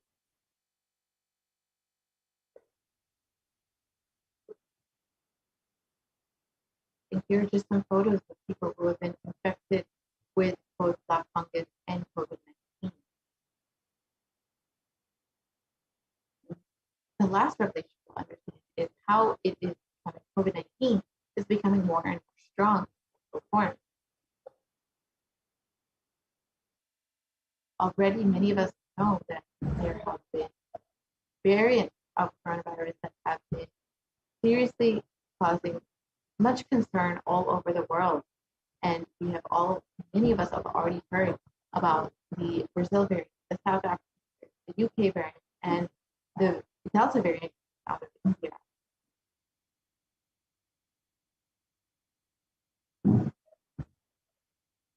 And here we can see where these variants are arising. The Alpha variant has come out. The Beta variant has come out of South Africa. The Gamma variant has come out of Brazil, and the Delta variant has come out of India. And viruses generally mutate, but in the case of COVID-19,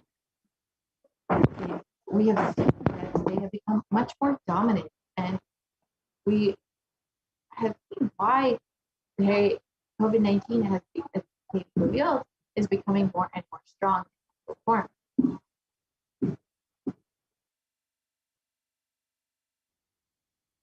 And the dangers of these variants was further highlighted when the World Health Organization categorized the Delta variant as the most highly transmissible variant of COVID-19, and it was recently reported that the Delta variant was the primary cause for India's second wave of COVID-19.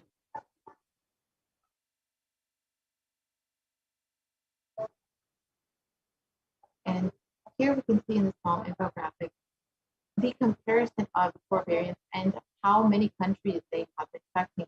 The Alpha variant out of the UK has affected over 173 countries. The Beta variant out of South Africa has affected over 122 countries. The Gamma variant out of Brazil has affected over 74 countries. And the Delta variant out of India has affected over 104 countries.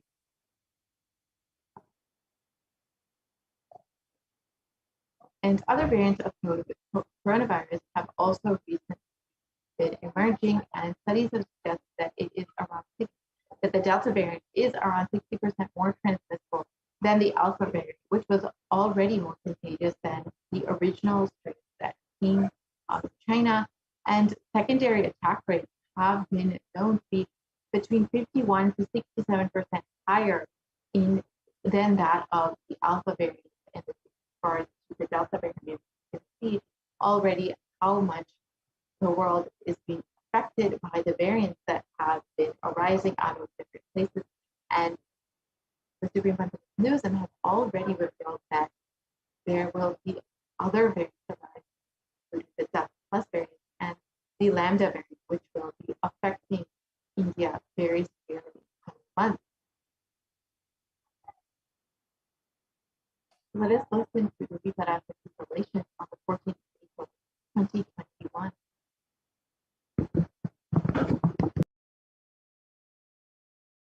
Sharmila, corona ஒழிந்தது. கொரோனாவை வைத்து அரசியலும் அழிவாட்டமும் செய்ய நினைக்கும் மனிதர்களின் சதிராட்டம் முடிய இன்னும் 4 ஆண்டுகளாகும். என் பக்தர்களையும் சீடர்களையும் கைலாய வாசிகளையும் நானே காத்துக் கொள்கின்றேன், நானே காக்கின்றேன். என் பக்தர்களுக்கு ஒரு துயரும் ஒரு துக்கமும் வாராது. ஆனால் உலகின் இந்த கொரோனாவின் சதியாட்டம் முடிய 4 ஆண்டுகள் ஆகும். 2025 தான் அடங்கும். இது சதியாட்டம், மனிதர்களின் சதியாட்டம்.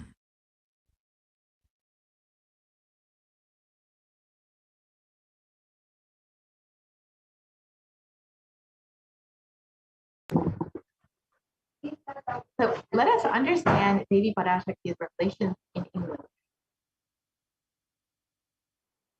Corona is destroyed, but will take 4 years for the political conspiracy to fight end. I will protect my devotees, disciples, and Kailasa Bhaktis. No suffering will come for my devotees, but it will take 4 years for the conspiracy of Corona to end. It will come to an end only in 2025. It is a conspiracy, a human conspiracy. So Devi revealed that only in 2025 will we be seeing the end of this Kailasa.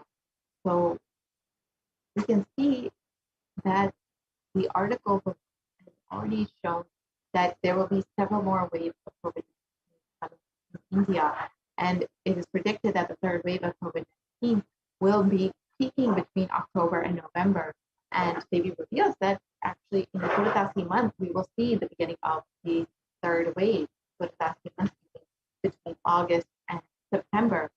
And as for Devi's revelations, we can see that we will be experiencing many more waves of COVID-19.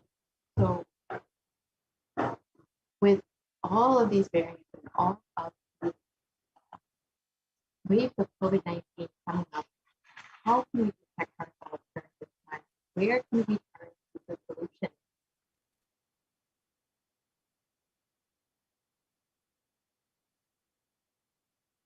Where can we find protection during this time. So let us understand which solution the Supreme Concept of Hinduism has given for humanity.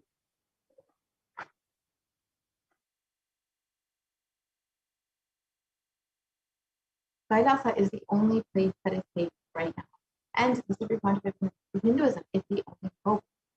The Supreme Concept of Hinduism has, in fact, opened up all of the Kailasa enlightenment ecosystems within India for the sake of multi-layered quarantine, whether you're a devotee, a disciple, or even interested in becoming a resident or not of the Kailasa enlightenment ecosystem. You are more than welcome to have the benefits of multi-layered quarantine in the Kailasa ecosystem.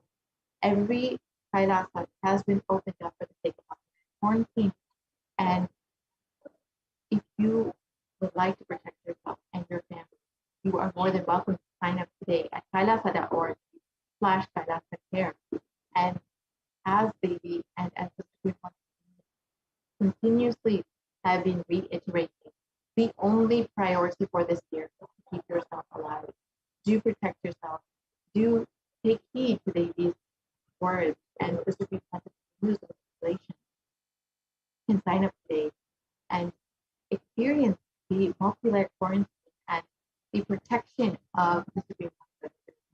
If you would like to sign up, again, the link is projected kailasa.org/Kailasa Care. With this, we will be concluding this segment of the program, and we will be entering into the next segment where we can understand some of the offerings that we can make to Devi Parashakti. Already over the course of the last several months, Devi Parashakti has been blessing us, gracing us, and giving guidance during this time of uncertainty. Now, if you would like to offer your gratitude, Devi, for all of her blessings, her boons, her guidance, you are more than welcome to offer something from your heart to Devi Parashakti, so we can see what all we can offer and understand what benefits we can receive from these offerings. So we will be right back with a very quick break and enter into the offering section in just a moment.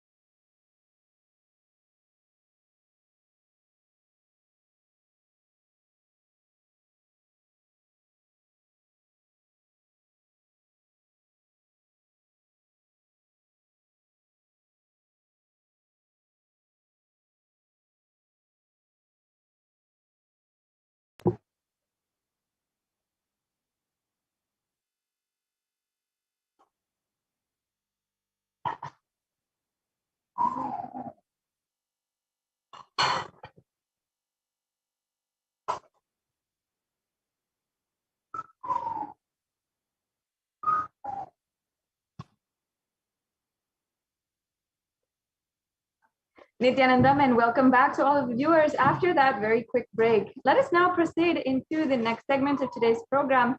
And I am extremely excited to be able to announce to each and every one of you that there will be a live satsang tonight at today morning. As you can see in the scroll below, we have announced for the live satsang. So stay tuned for all the updates and stay tuned for the special Nithyananda Satsang by the Supreme Pontiff of Hinduism himself, where he will be gracing and revealing all of the powerful cognitions on the conscious sovereignty. Let us now enter into this next segment on the offerings that you can make to Devi Parashakti in continuation of this program. Yes, let's go on to the next slide, please. In the Hindu tradition, for every single celebration, whether it is our birthdays, our anniversaries, our marriages, or if it is our opening a new business for the first time, or starting a new venture, or even buying a new car, buying a new home, all of this begins with offering our gratitude to the divine cosmic beings and to our Ishta Devatas, the favorite gods, and requesting their protection and further guidance as we move forward in our lives. And for everyone, for every single occasion, we always take that time, that occasion, and take that opportunity to invite God in our lives, remind ourselves of the ultimate purpose of our lives itself, and align ourselves back according to our purpose and what we want to manifest in our reality. And if that what we want to manifest is ultimately the limitless possibility and achieving oneness with the divine themselves, then what better way to do and to achieve that than through the offerings. Offerings are a beautiful way that the Supreme Pontiff of Hinduism has revived from Sanatana Hindu Dharma to manifest your reality. And beautifully, he says that until you manifest your reality on your own, we will manifest it for you through the offerings of the Nithyanandeshwara Paramashiva Devalaya. So let us now enter into this segment in today's program. And we'll begin by laying the foundation and understanding the different significances and context of the various different offerings. And you'll see that for each offering, we have a reference from the sacred scriptures and where that offering is used, where Devi Parashakti is referenced with, that abharana and how she is described. What is the significance behind that description, and what is the ultimate enlightening context? The beauty of it all is that it has such powerful cognitions that just listening and imbibing these cognitions deeply can make you understand and inspire you to achieve that ultimate oneness with Paramashiva, with Parashakti. So let us start with the significance of the divine element gold. And there are so many scriptural references for gold. And in the Atharva Veda, actually, it has the scriptural reference for gold where it talks about its virtues and its powers and even its association with long-lasting life. Today in popular culture, we always associate gold with long life and with immortality. In fact, we have, even so many different popular culture books and movies that always associate gold with long life and immortality.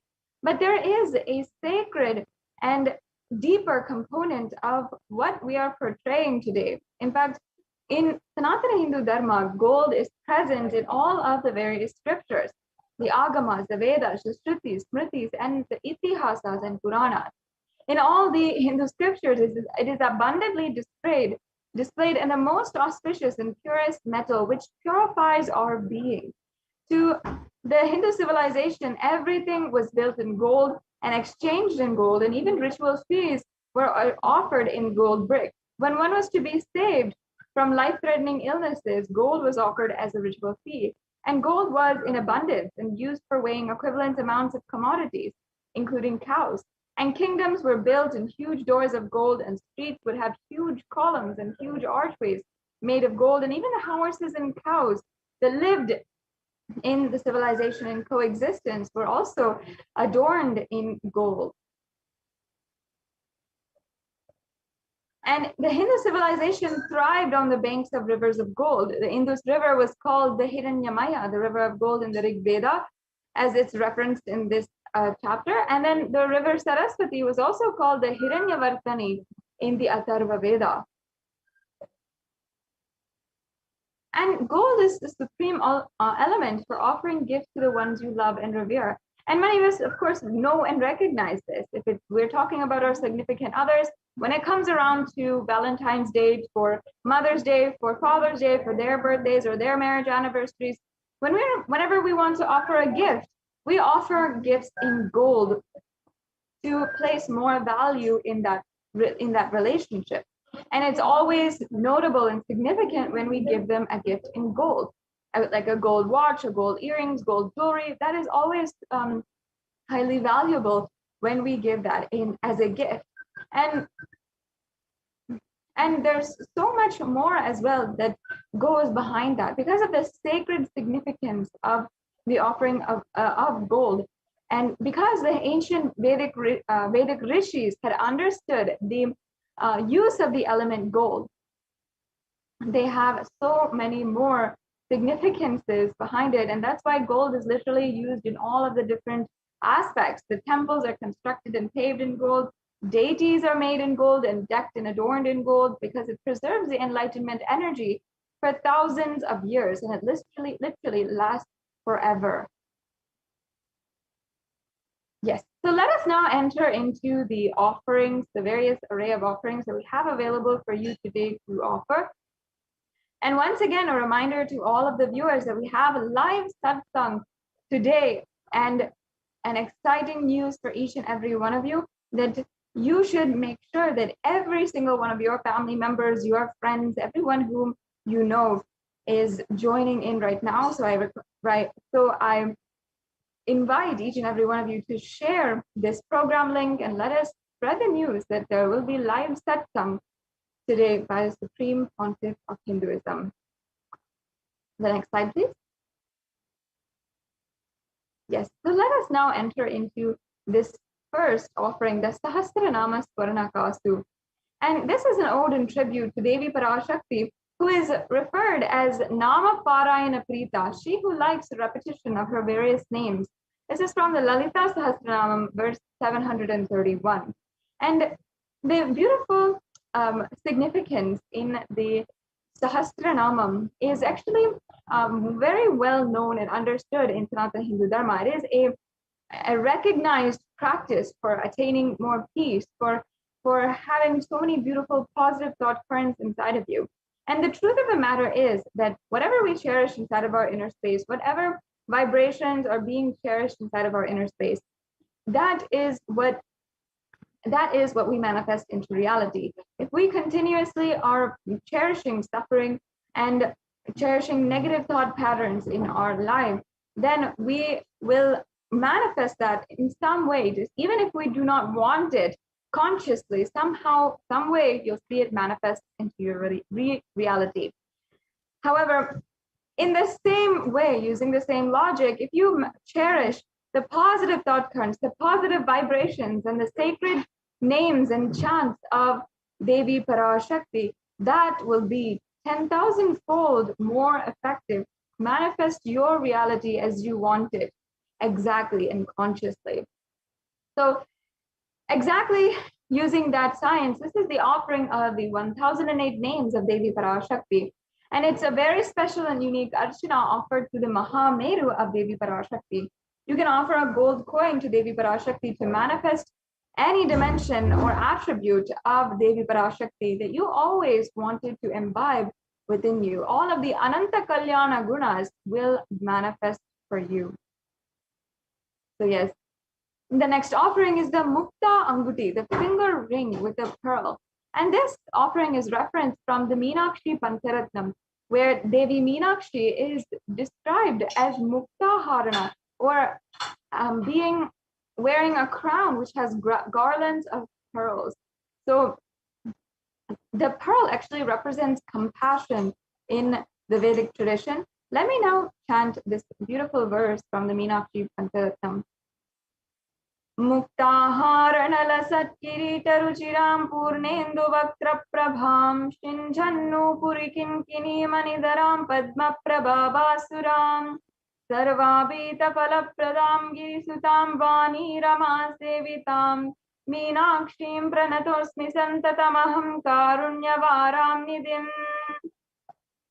Now, the English translation says, I bow down to the goddess Meenakshi, whose crown has garlands of pearls and face shining like a full moon, who wears anklets that are studded with gemstones and has small bells, who is shining like the splendor of a lotus, who grants all the wishes, the daughter of the mountain, who is worshipped by goddess Vani and Rama.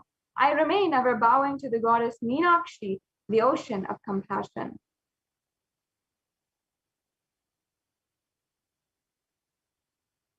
Now you can offer this finger ring with a pearl to the cosmic mother and experience the blessing and healing with your mother.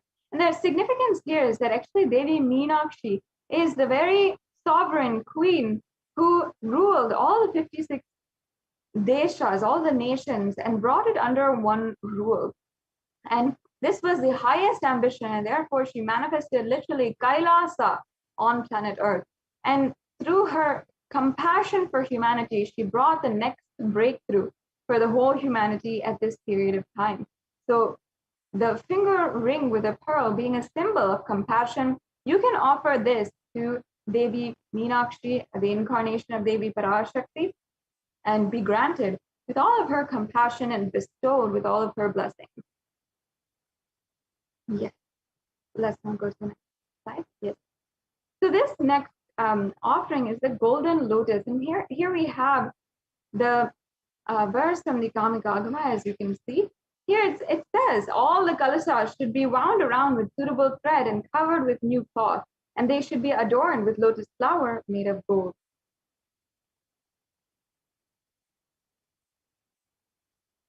And there are hundreds of scriptural references for using lotus in the worship of Paramashiva. Almost everything in worship of the ultimate involves a consecration of deities of worship, or meditating, or the mudras and asanas used during worship involves a divine flower. And it is not just the lotus flower, but also the lotus leaf, the pericarp, the lotus petals. Everything is used in this worship. And that is why it's considered as a divine flower. In fact, the Shakti of Paramashiva is also considered as a lotus. The base of the Paramashiva Linga is the lotus, and the disciple of Paramashiva is also considered as a lotus.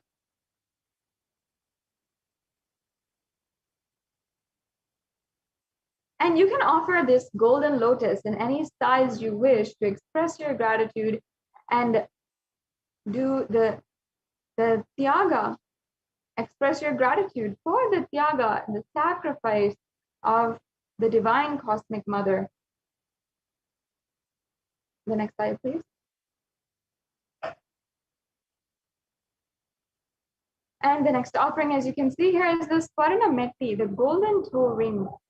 And nowadays, a toe ring is a very popularly used jewelry piece, but actually it has its origin and source from Sanatana Hindu Dharma, because the oldest reference is here in the Saundarya Lahari, which was at least 1,000 years old. And we adorn the feet of Devi Parashakti because her very toenails are said to be powerful enough to remove the darkness from your mind. And I'll just be chanting that verse now. Nakhadiditi samchana namajjana tamo guna padadvaya prabhajala parakrita saroruha. And the translation goes, you whose brightness from toenails destroys the darkness and ignorance from the minds of your devotees who prostrate at your feet, you whose brightness from your 2 feet overpowers that of the lotus flower.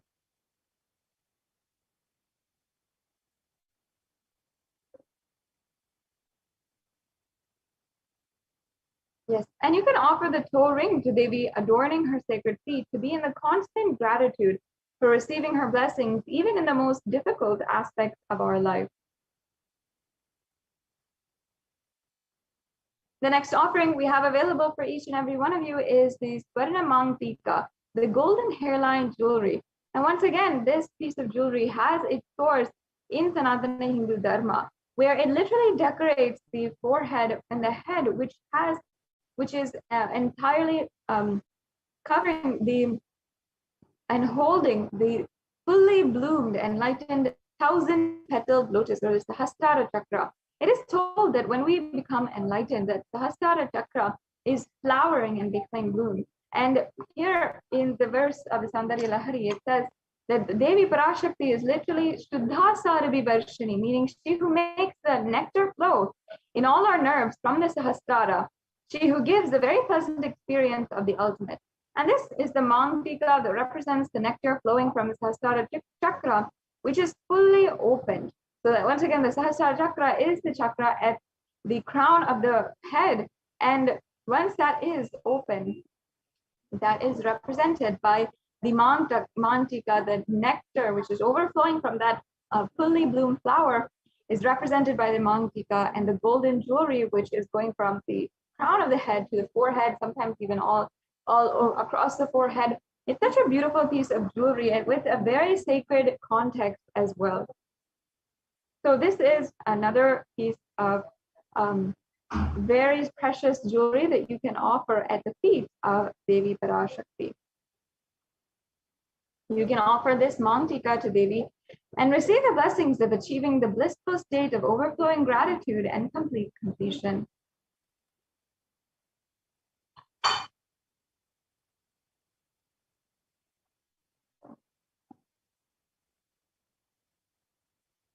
So as you can see here, we have various different offerings. We have 9 different offerings that are available for each and every one of you today. The E-Hundi offering and the Sankalpa chanting, which we are yet to go through. We'll go through in just a few minutes. We also have the Devi Sahasranama Kastu, the Mukta Anguti, the Swarna Padma Pushpa, the Swarna Mangtika, the Swarna Metti, and the Pratyaksha Pada Puja, as well as the Vastra Seva. And so that each and every one of you can be comfortable and you can offer these different offerings at the feet of Devi Parashakti. You can ensure that you are offering something, but however much you wish, with various levels of offerings as well as different kinds of offerings. The E-Hundi offering is available also through the YouTube Super Chat as well. It's available in it's also available through the registration links, which you can see here as well. And you can ensure that you can make any offering that you like, anything that you feel is expressing your gratitude, and if you feel that you want to express your gratitude today, then you can make one of these offerings.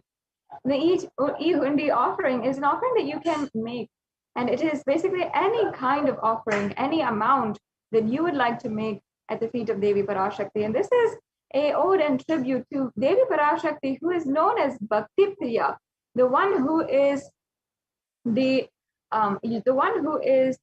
lover and adorer of all kinds of devotion. And literally, she just accepts that devotion that you have if you offer it at her feet, and she will accept it and unconditionally pour her love, everything that is in abundance to her, to you.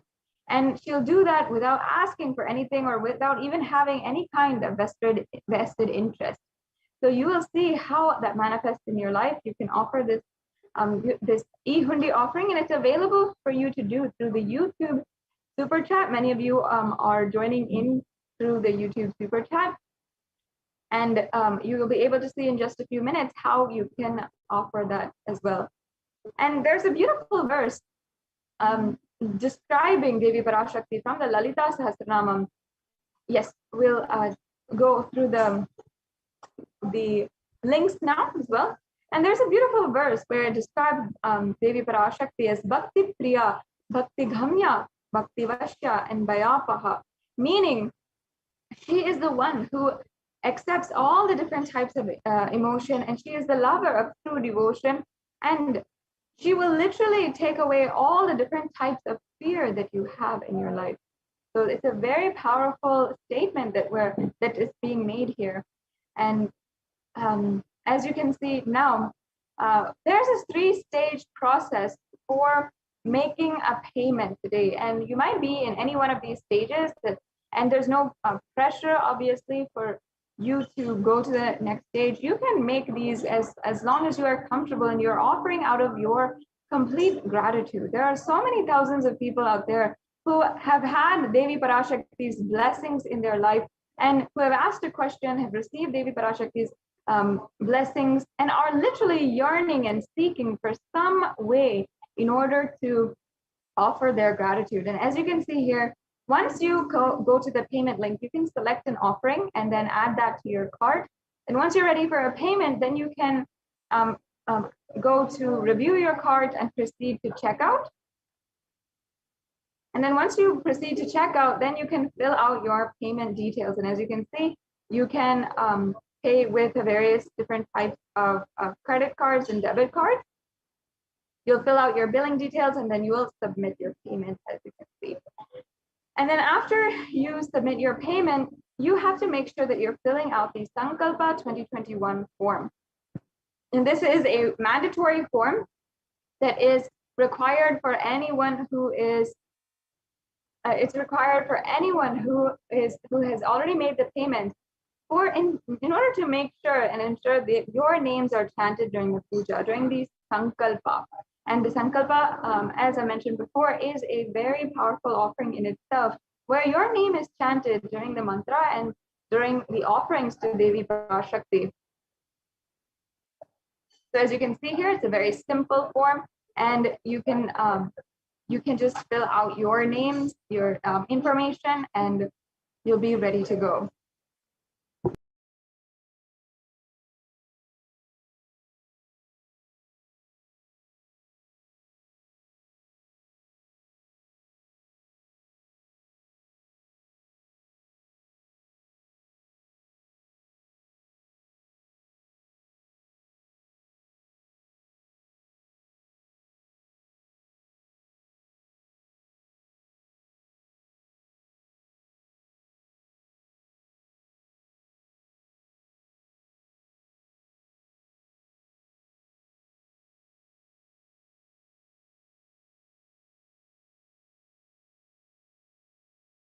Yes. So as you can see here now, if you are interested in making an offering, but you might not have the resources at the moment, you might not have the money or the time or any kind of resource at the moment to make an offering, then you can fill out this registration form and ensure that you are signed up, and you can get more details. You can get more details for the payments, or you can sign up for receiving notifications as soon as there are openings for new offerings. And for every different festival, for and so many different occasions, new offerings are opened up and different ways that you can express your gratitude. So it's always available for each and every one of you to fill out, as you can see. And you can make your intention today and start taking the steps towards literally manifesting your oneness with Devi Parashakti through this way. Yes. And now briefly, let's go over how you can make a donation through the e-hundi or through the YouTube super chat. So once you are on YouTube, you should be able to join the Kailasa's HDH Nithyananda YouTube channel. And once you are once you are joined as a member of the YouTube channel, then you can go to the right-hand corner of the chat, and then there will be a $sign. You press that, and you can choose the YouTube super chat or the YouTube super sticker, and you'll be able to see exactly what you want, what kind of donation you want to make, and it'll help you proceed with the next steps. You can either pay through credit card, debit card, and there's also an option to pay through PayPal.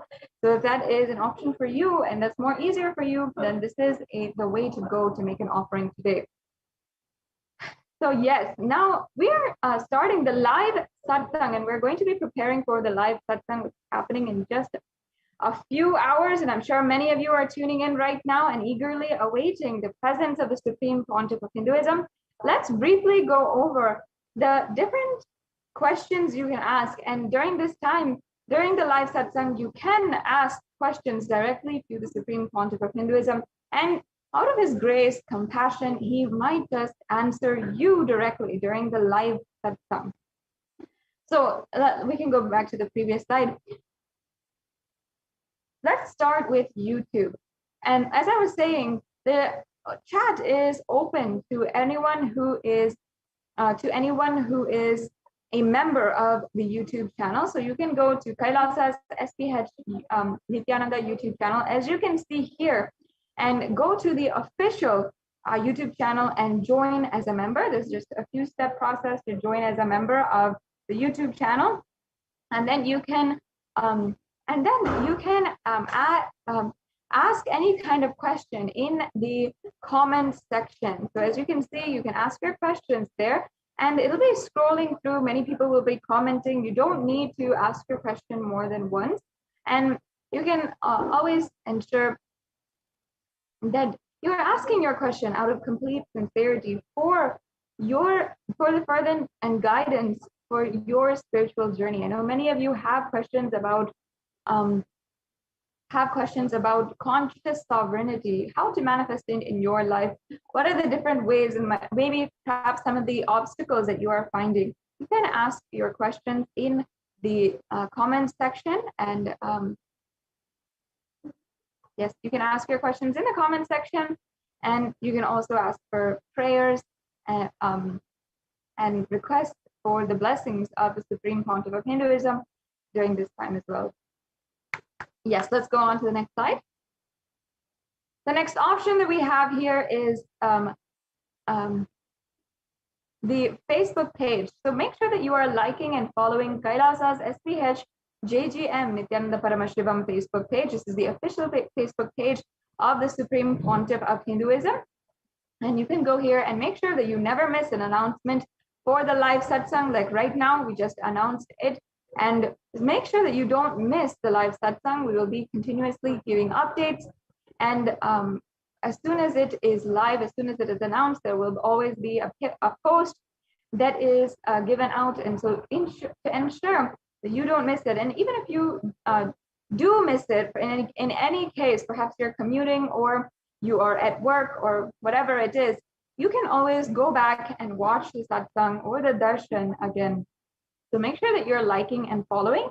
And if you want to ask your questions during the live Nithyananda satsang, which is happening in just a few hours, you can ask your questions in the comment section down below of this live video.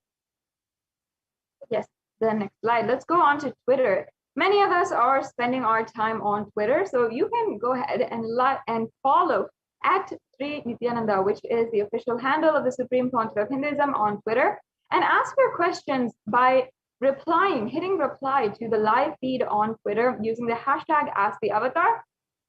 And you can, in the same thread, reply and ask your questions to the Supreme Pontiff of Hinduism. Yes, and the next slide, please.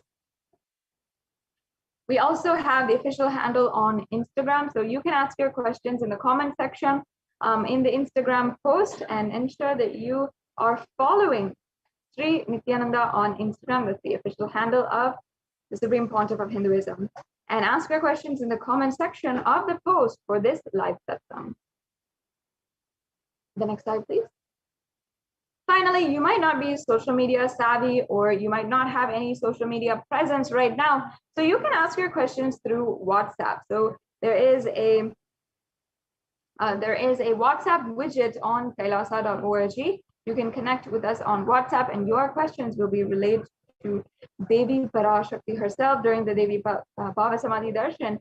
As well, during the live satsang, they will be displayed in front of the Supreme Pontiff of Hinduism, and your question might just be answered by the SPH himself. And there's also an option on the website to ask through the live chat. That's another option that you have as well with if you do not have WhatsApp. So that brings us to a conclusion of this segment in today's program. And let us enrich the whole humanity with the news that the live satsang will be happening within a few minutes And you'll see how this time just flies by, and we're going to be eagerly awaiting the darshan of the Supreme Pontiff of Hinduism before you know it. In the next segment, we'll be going over the updates from the representatives from the Adi Kailasa Sarvagna Peetham, the Adi Kailasa ship, which was literally built over the last 2 decades by the Supreme Pontiff of Hinduism in order to help the whole humanity literally sail through this pralaya. So joining with us now is a representative from the Adi Kailasa Sarvagna Peetham in order to share with us about the updates from the multi-layer quarantine center that is open in Adi Kailasa Sarvagna Peetham, as well as 13 other Adhinams monasteries in India to help find and mitigate the extreme effects of the pandemic that is ongoing currently in India. Yes, so this brings us to a conclusion of this segment. We'll now be proceeding on with the next segment in today's program after a very quick break.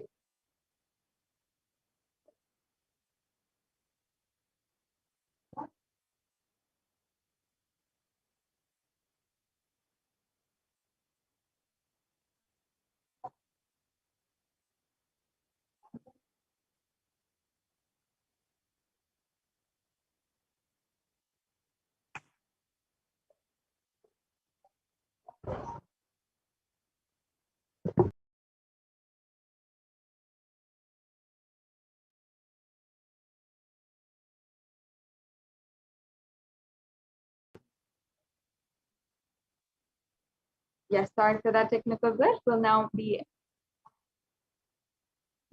proceeding into the next segment. We have Ma Dayame Swami ready and joining up with us right now in order to give us the latest updates from the Adi Kailasa Sarvagna Peetham on the multi-layer quarantine campus and the Kailasa COVID Center, which is open now, right now as a practical solution for the ongoing COVID pandemic. Thank you, Ma Sada Shivapriya. Nithyanandam, everyone. So let us enter into the next segment. So from the Kailasa's multi-layered quarantine opportunities in India during the COVID-19 as a practical solution resulting in health, joy and bliss. With the blessings of the Supreme Pontiff of Hinduism, Jagat Guru Mahasannidhanam, His Divine Holiness Bhagwan Nithyananda Paramashivam blessings, Kailasa Department of Enlightened Civilization presents. So let's start with the Sadguru Vandanam.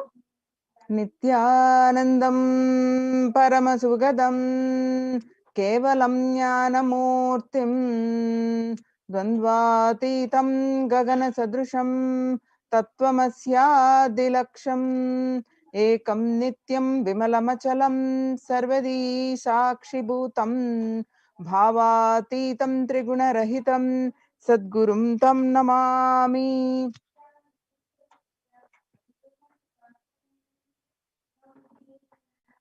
Akashic readings from the Devi Parashakti. On various occasions, Devi revealed that due to the pandemic, how the world is going to suffer with the especially the mental issues. And the state of the world reports across the world confirming the same. So on revelations to the world by Devi Parashakti on 5th June 2021, and Devi revealed that not only people dying in crores, financial and mental retardness, you will also see the minds getting collapsed. Freedom from all this suffering is the life of living enlightenment. First, prevent yourself from this deadly corona. Oh, people, do the job of saving your life as first priority. Listen properly, people. The only way to protect yourself from this overflowing cosmic pralaya and from the demonic people who search for destruction for themselves and for others because of pralaya, go to Adi Kailasa, getting shelter at the feet of Paramashiva. Save yourself from corona and death. economic crisis, and mental collapse that is formed because of corona, save yourself and move towards living enlightenment. Move toward Paramashiva Paramporul, doing yoga and tapas. Doing seva to all the devotees of Paramashiva, live a good life. Just for that, I have opened the doors of Adi Kailasa. For those in the universe, not only human beings, as even siddhas, jnanis, and yogis have come and doing penance in Adi Kailasa. For everyone who come, goodness, prosperity, jnanam, and yogam will overflow. Do not have fear, bliss is there. Do not have worry, I will protect with goodness. Just for that, I have opened the doors of Adi Kailasa. For all those in the universe, and not only human beings, as even siddhas, jnanis, and yogis have come and are doing penance in Adi Kailasa. For everyone who come, goodness, prosperity, jnanam, and yogam will overflow. Do not have fear, bliss is there. Do not have worry, I will protect with goodness. Happiness is there. Enlightenment is there. Do not have fear, bliss is there. I am solving sufferings. I am the Samayapurattu Kannattal who comes and helps at the right time. Revelations about the mental health issues by Devi Parashakti on 5th June 2021. We just saw the glimpses of that. Now, and the media articles confirming the same on 6th June 2021.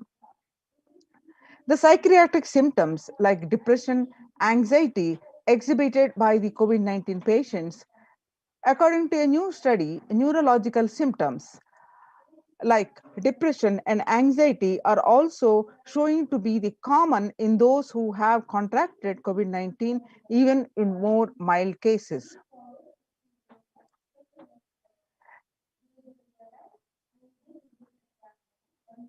The revelations about mental health issues by Devi Parashakti on 5th June 2021 and media article confirming the same on 8th June 2021.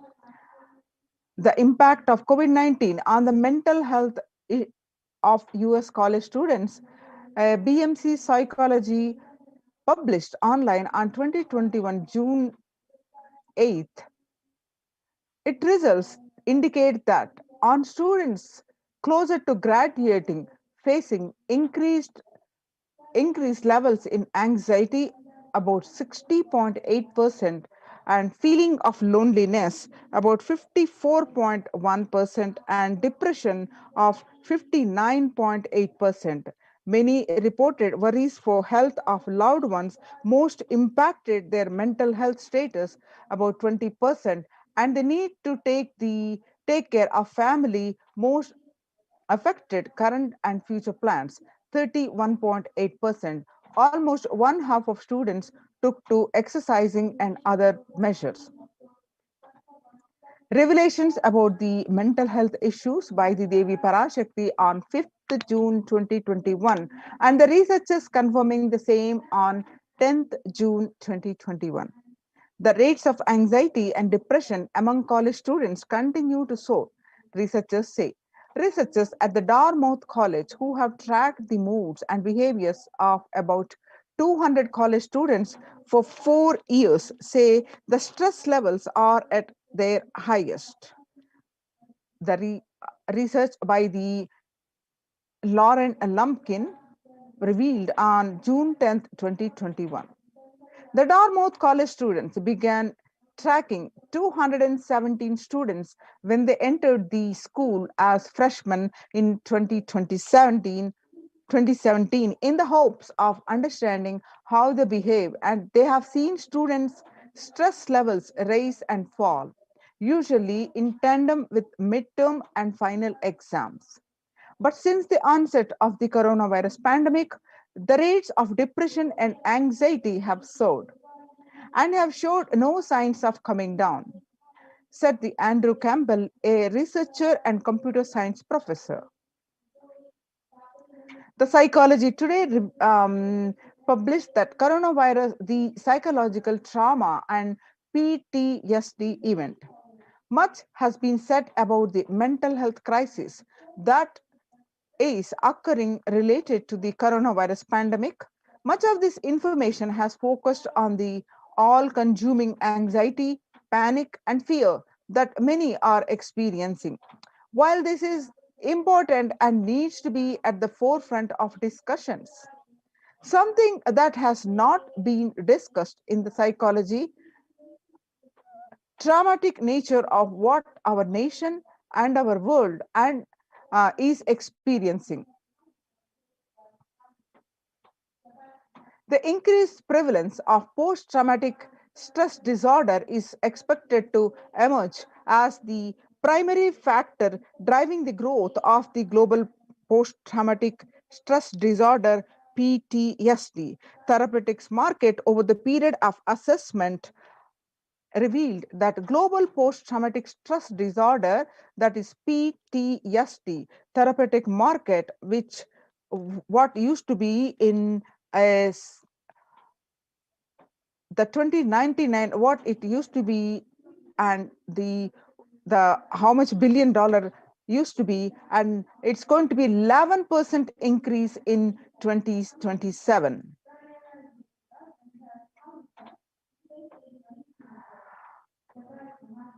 The CNN published that there is a high prevalence of mental distress and countries across the globe due to the coronavirus pandemic, especially among healthcare workers and children. According to the United Nations and the World Health Organization, the impact of the pandemic on people's mental health is extremely concerning. The World Health Organization Director, General Tedros Adhanom, said in a news release recently.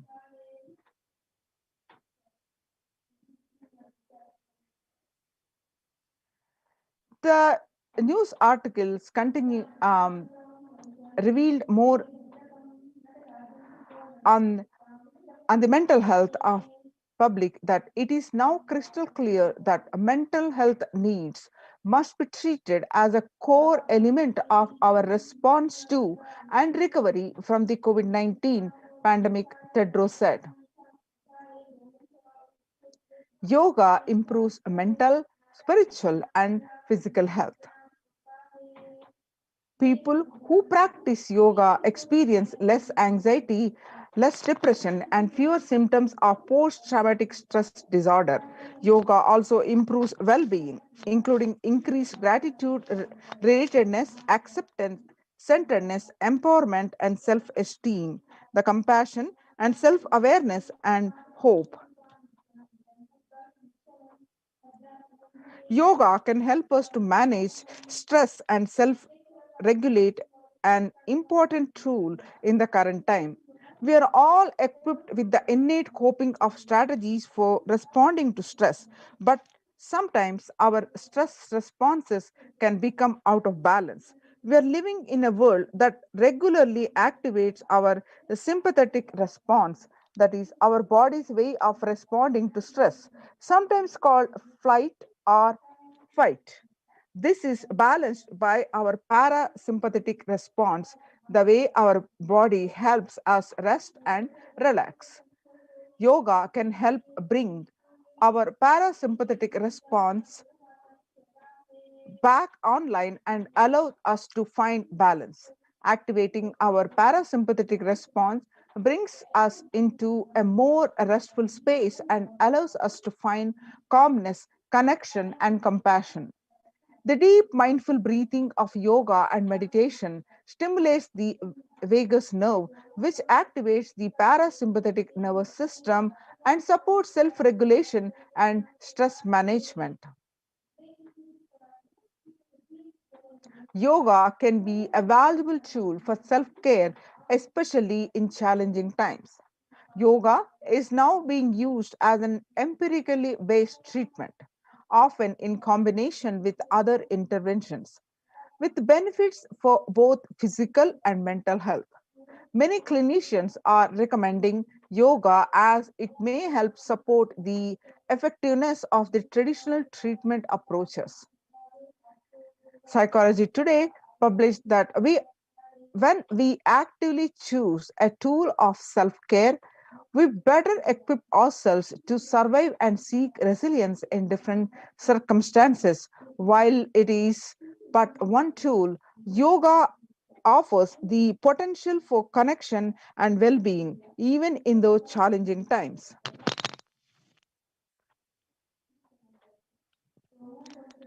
Spirituality benefits mental health. Research shows that individuals have better mental health if they belong to a particular community or have religious beliefs. Spirituality can help people in many ways. First and foremost, spirituality or religion can help find meaning in their lives, which is instrumental in improving one's mental health.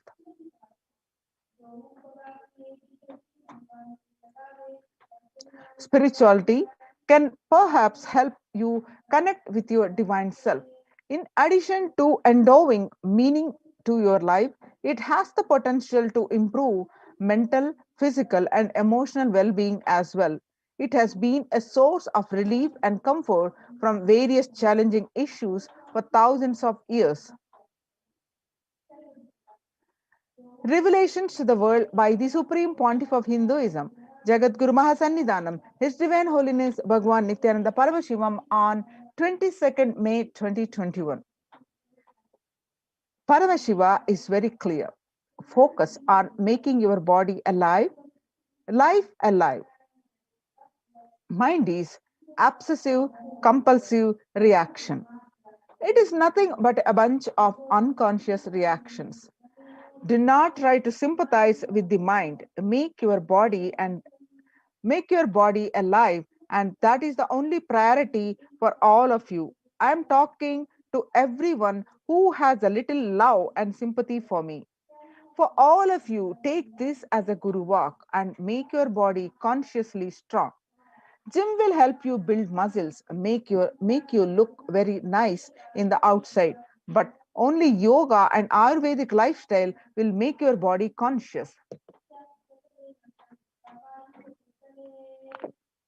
Just see all over the world, all the gym bodies are just dropping dead. Only yoga will make your internal organs strong and your ability to manifest consciousness strong. Let me give you the solution from Paramashiva to protect yourself from this whole pralaya, not just from corona. The amount of depression, mental suffering, the way the whole world is suffering, the kind of poverty happening, people losing their job, income, having insecurity, comforts being lost. So much just make your life extremely strong. 3 years back, I said, keep yourself alive next 3 years. I have enough evidence that 3 years back, trained I trained the whole Kailasa with devotees in their own homes, and the Kailasa was inside the Sangha physically, mentally, psychologically, or consciously for quarantine lifestyle. For being active without getting mentally broken by being in one place, doing intense yoga, making the body and internal organs strong, taking bay leaf, neem juice, tulsi, and haritaki, trifala churna, and Ayurvedic lifestyle of less food and more energy, more activism. I only told it is for an important reason. Please wake up, quarantine yourself, build your body. Don't bother about your business or any other profit or anything else. This year, if you are alive, that is the greatest profit.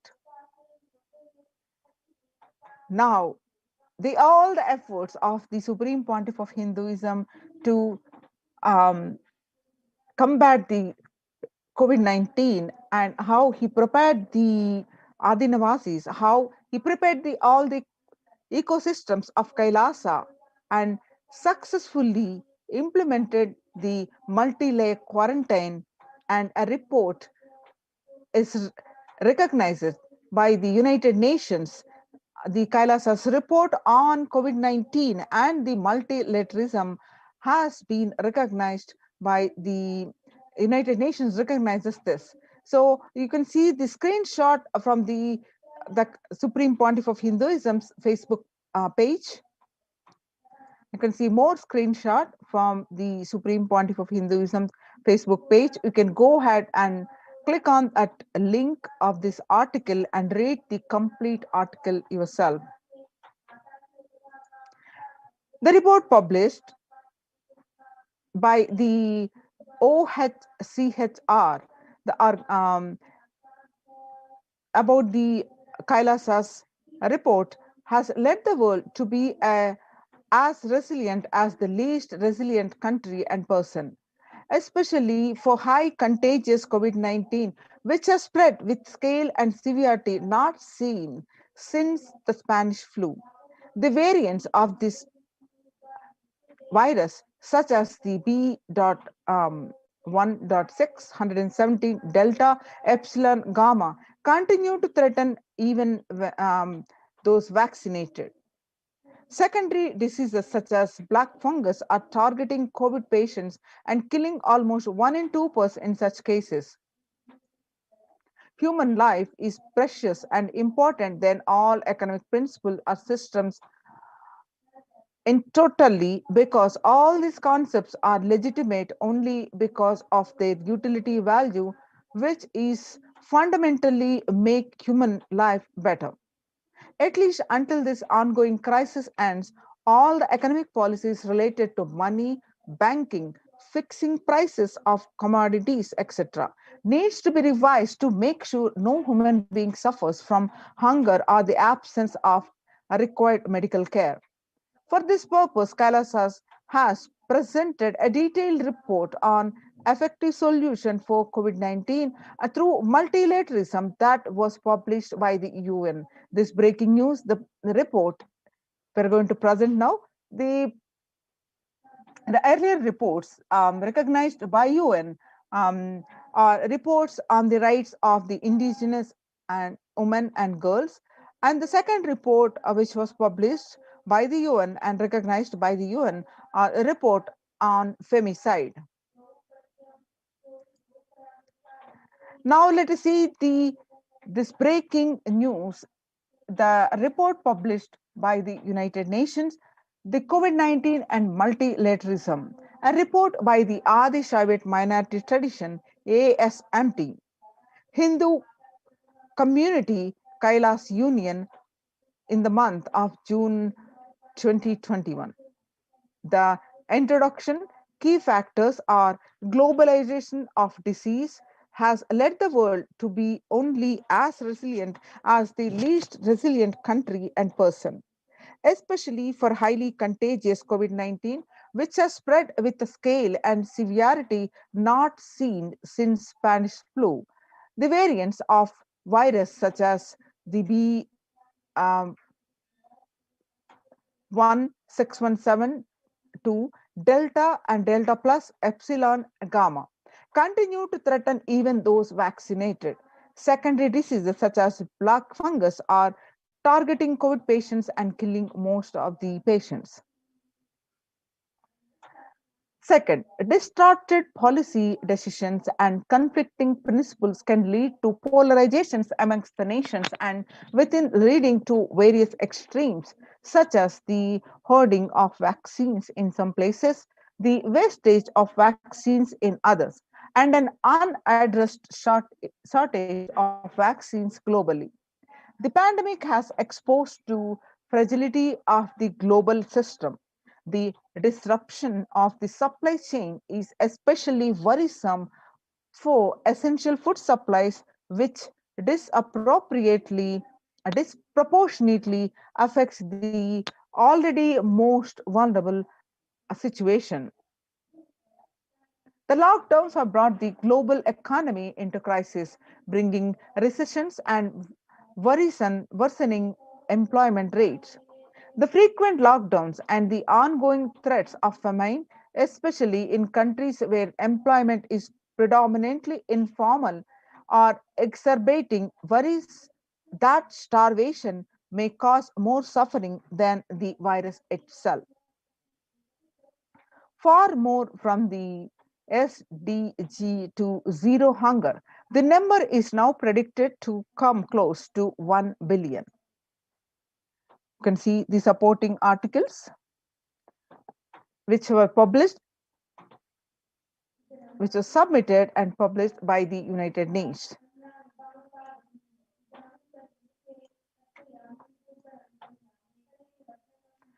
Now, as per Hindu principles, the world, including the economy, evolves through 5 phases: the creation or growth, sustenance or stagnation, recession or revitalization, reinvention, and breakthrough.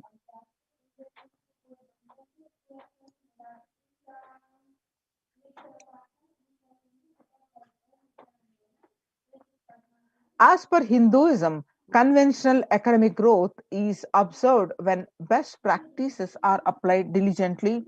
However, during times of crisis, lead us to the fourth and fifth phases, wherein the need to reinvent and deliver a breakthrough becomes both a survival need and an opportunity to surpass any means and measures of conventional economic growth.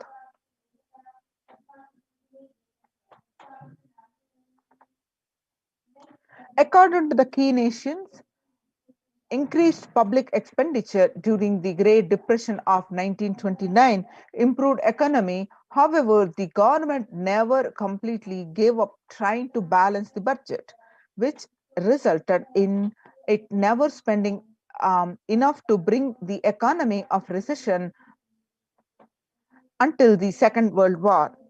Similarly, the current crisis requires governments to temporarily discard, try to balance the economic interests that compromise quarantine, safety, and put human life at risk, and rather reinvent their economic strategies and multilateral coordination for benefiting during the subsequent breakthrough period after the end of the crisis. The Hindu multilateralism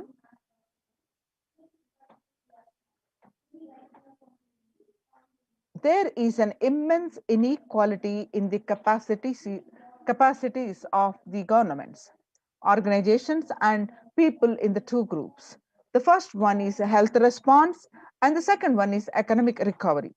Surviving the highly contagious COVID-19, where the world is the only as resilient as the least resilient country, and the person requires governments, organizations, and people to collectively address the crisis. From the 3200 BCE 21, 56 nations in Asia had multilateral treaties based on the Hindu principle, the Vasudhaiva Kutumbakam, that is, the entire world is my family. You can see the reference articles here.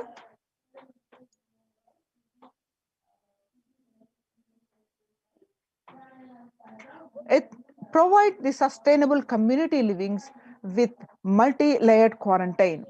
Home or self-quarantine is not a viable solution for a vast majority of people for either health safety or economic reasons. In Assam, one of the state in India, home quarantine has been reported to be primary reason for a large number of deaths. In some policies, in some places, governments have moved people out of home quarantine to COVID care centers. Other issues linked with quarantine, especially in some houses, are mental health problems, such as an increase in suicidal ideation, especially amongst the younger population. This requires friendly quarantine setups which are self-sustained and sufficient in terms of food stock and supplies, recreation, employment, education, etc. In India, state governments have attempted to provide free and paid solutions with face various challenges related to hygiene, exorbitant pricing. Some facilities have seen challenges related to requests for private accommodation. Experimental townships such as Auroville have demonstrated a fair amount of success in creating a friendly, safe, and compliant quarantine facility. However, solutions such as Auroville are not open to the public. For 2 decades, the leader of the ASMT Hindu community, the Supreme Pontiff of Hinduism, Jagat Guru Mahasannidhanam, His Divine Holiness Bhagwan Nithyananda Paramashivam, had been creating townships like Auroville across more than 100 cities in several countries. Most of these townships, such as the ASMT Monastery, India, Bangalore, have been opened to offer multi-layer quarantine as a free public service with free food and accommodation, the free internet to work from the home monastery. The ASMT community has seen a fair amount of success in these townships with zero reported cases of COVID infection in the past 2 years and has already saved many lives. The Supreme Pontiff of Hinduism, Nithyananda Paramashivam, has urged citizens worldwide, especially from the regions severely affected by the pandemic, to protect themselves as the topmost priority and avail these free quarantine facilities that the community has created, especially as home quarantine has failed for many and is known to be a primary reason for a large number of deaths in many scenarios. The Supreme Pontiff of Hinduism, Nithyananda Paramashivam, has emphasized the need and urged the government worldwide to provide food, safety, medical care, shelter, and all survival needs to all human beings under their care, with absolute multi-layer quarantine until the coronavirus is eliminated from planet Earth, including all different strains of the virus. You can see the supporting articles here. Educate citizens in individual pandemic management.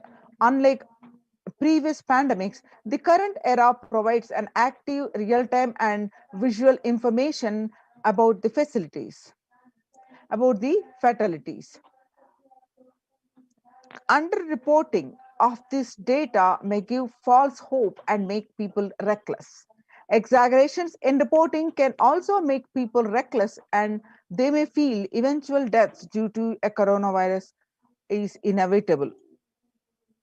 Proper education is extremely crucial as it will dramatically reduce the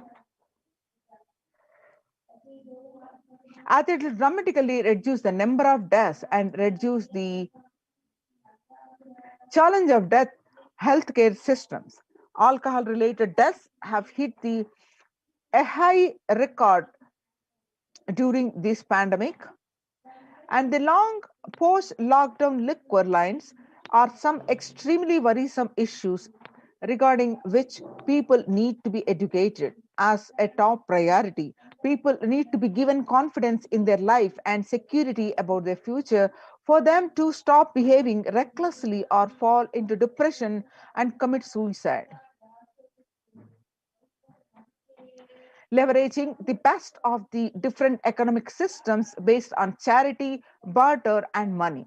Ancient Hindu economic treatises by Paramashiva, primordial Hindu divinity, describe three kinds of economic systems and their principles.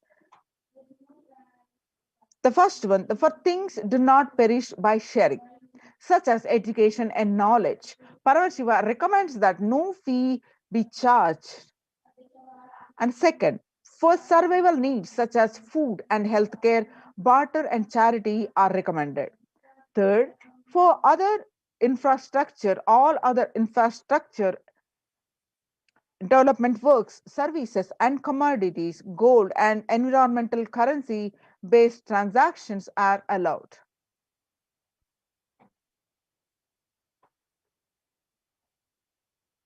These systems are still in practice in modern day, but the grossly overlooked and not sufficiently studied with their close relation to mainstream economics. The World Health Organization and the GIS, GISAID provided early aspects to data regarding the virus. This is an example of an open knowledge based economic policy where the critical data about the virus was not monetized. Similarly, South Korea helped the USA access mass and testing kits. And there was a hope that this would lead to a reciprocal arrangement in terms of vaccines, which is like a barter based model allowed in food and healthcare.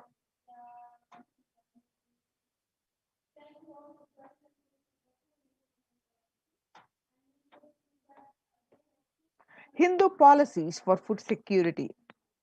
A highly effective concept for ensuring food security in ancient Hindu nations was that of food grain banks. These were prevalent until the 18th century.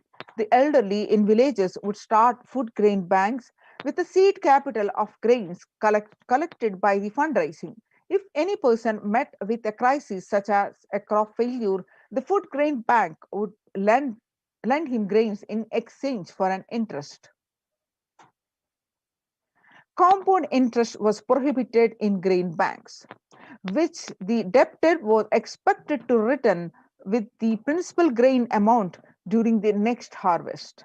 The bank would expand its reserves of food grains based on the interest earned and donations. At the time of severe crisis as a famine, the entire village would be able to withdraw these grains and if required, all such grains loans would be written off on humanitarian grounds. In Hindu temples, food is shared for free as a priority. This was the case in both ancient times and in the modern times.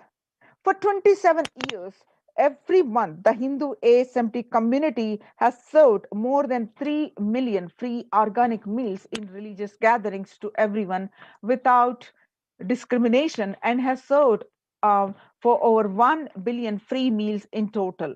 Such private and public efforts are crucial to ease the threats of starvation, which is estimated to hit a billion people worldwide.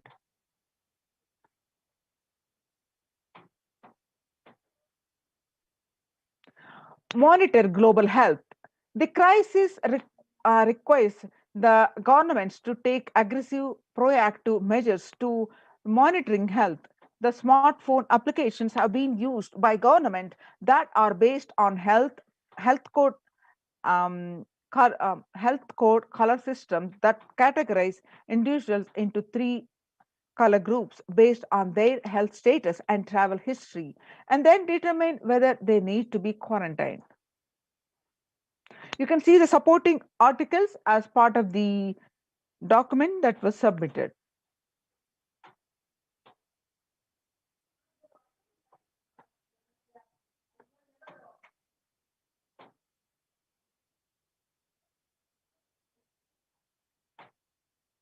The, uh,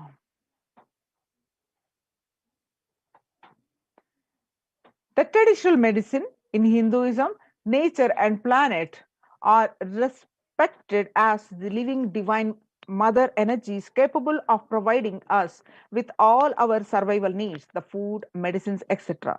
Through traditional medicines such as TCM and Ayurveda are effective in addressing COVID related issues. And the few years ago, a Nobel Prize was awarded to scientific work based on traditional medicines.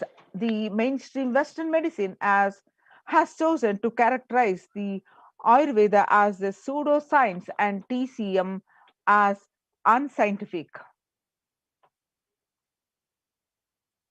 The traditional medicines in Hinduism, nature and planet Earth are respected as living divine mother energies capable of providing us with all our survival needs, the food, medicines, etc.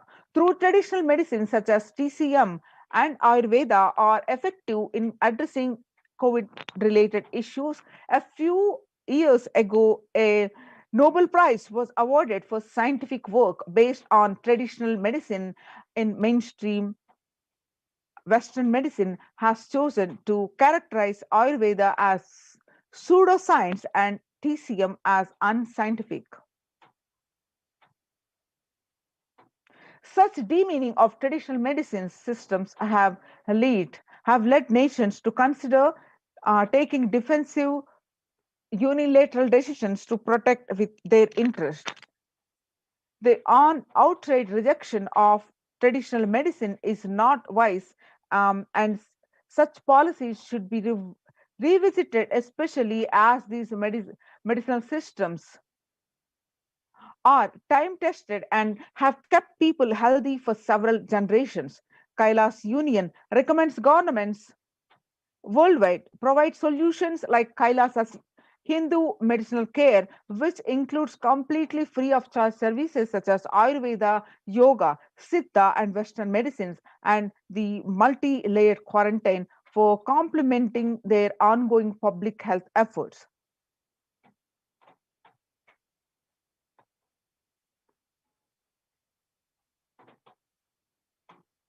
You can see some of these articles here, the supporting articles. So everyone should be provided access to traditional healthcare systems free from policies that are prejudicial and discriminatory towards these systems. The creation of food grain bank systems and other traditional economic systems, as described in this report, would help the most vulnerable people of the world. You can see the supporting documentation here.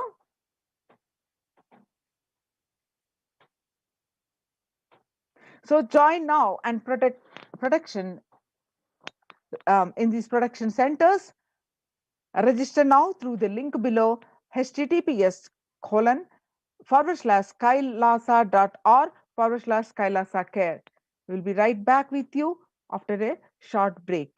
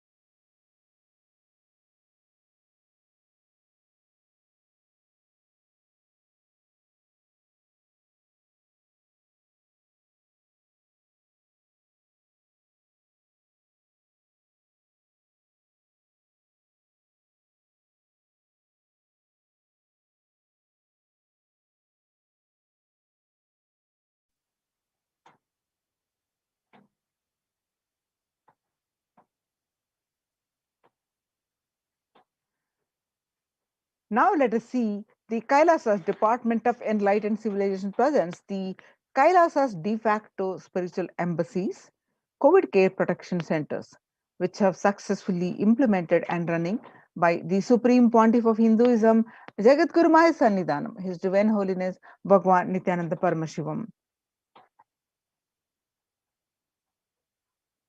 Let us see some more statistics. Across the world, the younger adults are more likely to report symptoms of anxiety and or depressive disorder during the COVID-19 pandemic.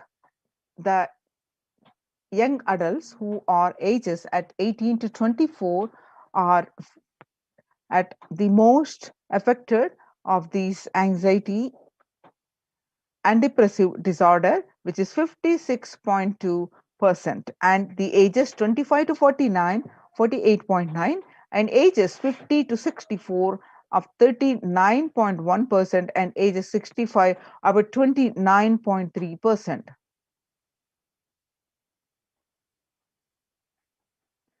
The average share of adults reporting symptoms of anxiety disorder and or depressive disorder published on January to June 2019, what it used to be 11%, now increased to, in just 1 month of January 2021, the household pulse survey increased to 41%.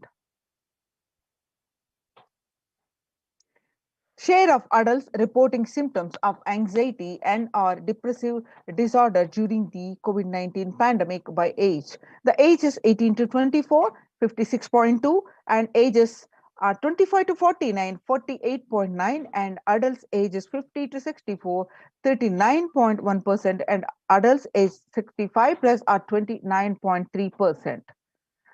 So how are you feeling? What employees say they feel more than half the time at work. 34% of the employees say tired. 34% say they are stressed, burnt out.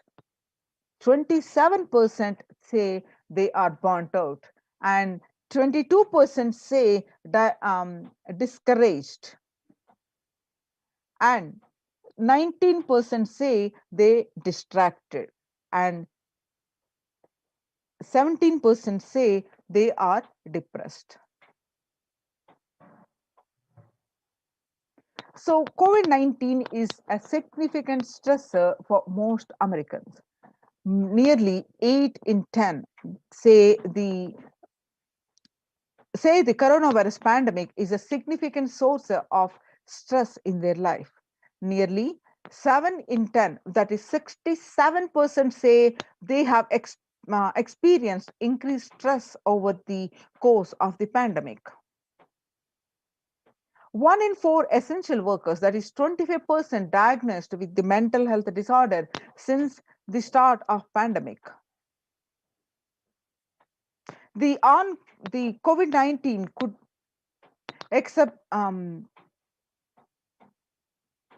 exacerbate doctors' existing mental health burden. More than 60,000 US healthcare workers have contracted COVID-19 and 300 have died. Of the healthcare workers who treated patients during China's COVID-19 outbreak, 50% showed signs of depression and 45% showed signs of anxiety, according to preliminary research. Self-reported mental health among pregnant women, new mothers. Before the COVID-19 pandemic, the depression, what it used to be 15%, now during the COVID-19 pandemic, it increased to 40.7%. And the anxiety, what it used to be before COVID-19 pandemic, 29%, now during the COVID-19 pandemic, it increased to 72%.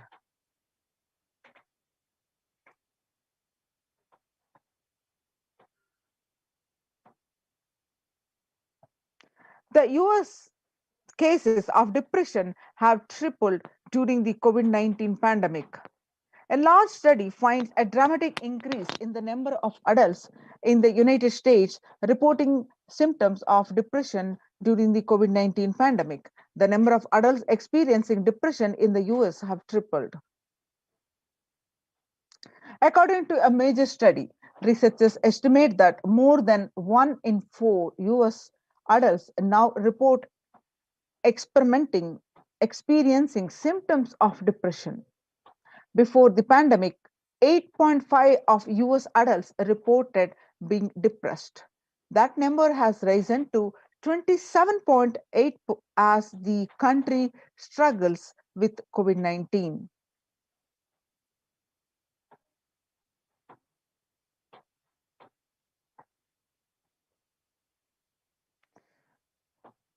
US cases of depression, the burnt out, the COVID-19's impact on mental health, the young workers hit the hardest. Ages 22 to 25 reports 89%, literally practically everyone. Ages 26 to 37, 83%, and ages 38 to 54, about 73%, and ages 55 to 74, about 62%. Now let us see the Kailasas, the contributions from the Kailasa Department of Human Services with the blessings of the Supreme Pontiff of Hinduism. Kailasa Department of Religion and Worship, the Department of Human Services, and each of the Kailasa's temple ecosystems consider the right of happiness to be the highest fundamental right of all humans, in fact, all beings. The ultimate goal for Hinduism and Kailasa, led by the Supreme Pontiff of Hinduism, Jagadguru Mahasannidhanam, His Divine Holiness the Bhagwan Nithyananda Paramashivam, is the material and spiritual well-being and prosperity of humanity. Kailasa is a place where the everything related to superconsciousness is revived. All the sampradayas, all the spiritual ecosystems created for enlightenment will be revived and established in such a way it never gets lost again. Therefore, they are there forever serving the humanity. Let us see some of the glimpses how the Supreme Pontiff of Hinduism revived the temple ecosystems across the globe. So let us see some of the glimpses from the Adi Kailasa Sarvajna Peetham. The pictures that you're seeing are taken on 21st October 2006, following a meditation under the sacred banyan tree. The Adi Kailasa, the peacekeepers of Kailasa, along with the children of the Nithyananda Gurukul, celebrate the auspicious occasion of Deepavali. The peacekeepers of Kailasa and participants of the Paramashivoham meditation workshop take part in the celebrations of a traditional flag hoisting ceremony, which is the picture is taken on at the Adi Kailasa, Bidadi, Bangalore, on 22nd November 2018. You're seeing the pictures on where you find the Supreme Pontiff of Hinduism conducting the Nithyananda Spurana Convention, which is also called the Libraries Program Level 2, a meditation workshop, Chennai, India, where you find so many thousands are attending this program.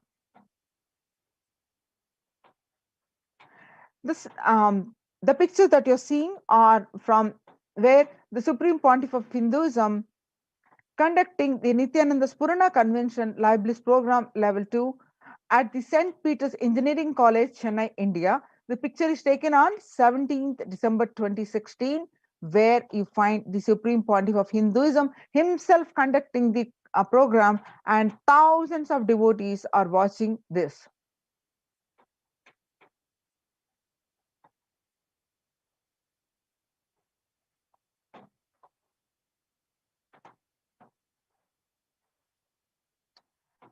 Now the picture that you are seeing are the temple ecosystem of Tirunamalai serves as the driving factor in maintaining the lifestyle of health, wealth and well-being for citizens of Tirunamalai, one of the remaining living temple ecosystems.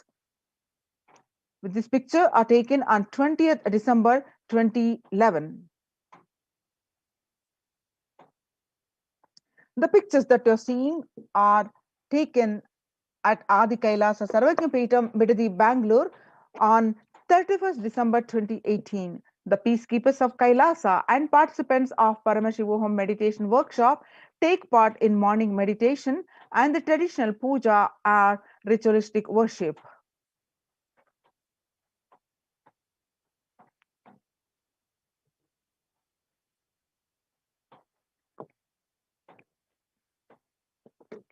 The pictures that you're seeing are again from Adi Kailasa Sarvajna Peetham.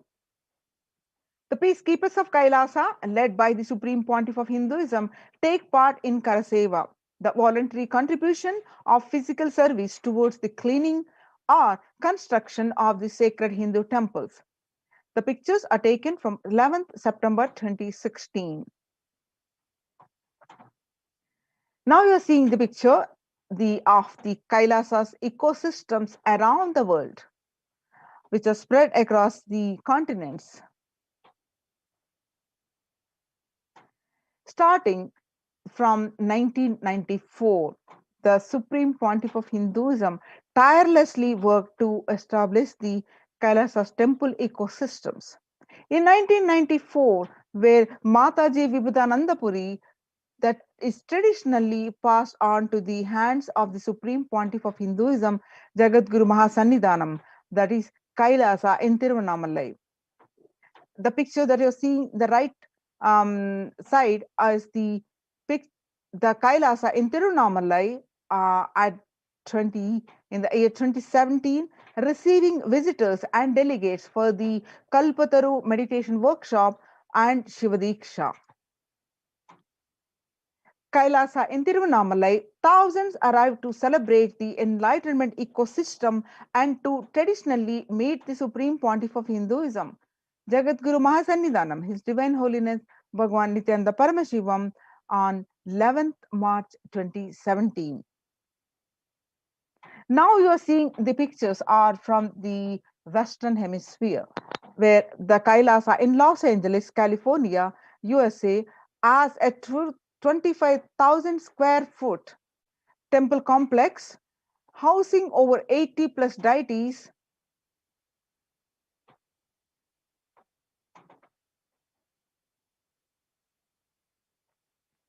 It is one of the largest Hindu temple ecosystems of the West.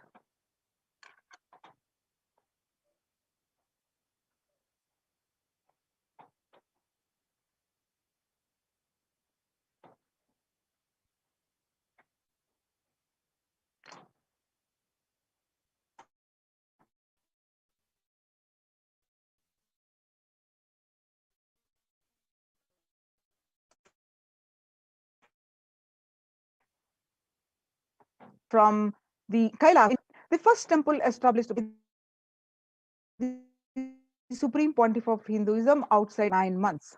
The chief presiding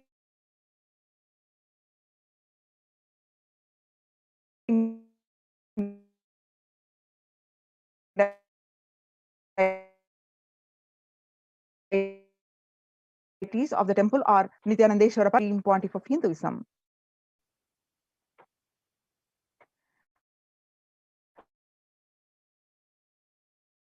Kailasa in Seattle, Washington, form of Ganesha,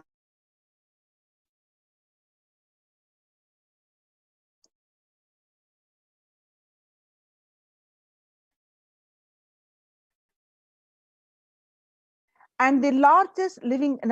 Now you're seeing the pictures are from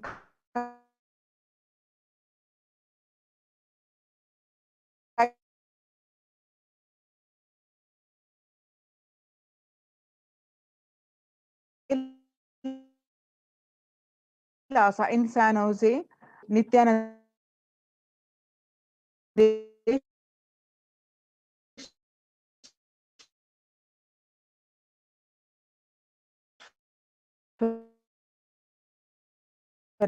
Paramashiva actors are from Kailasa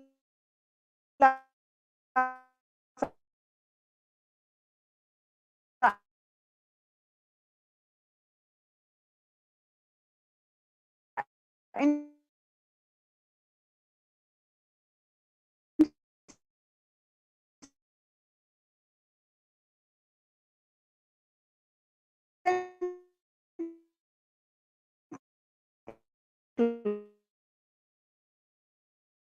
Sorry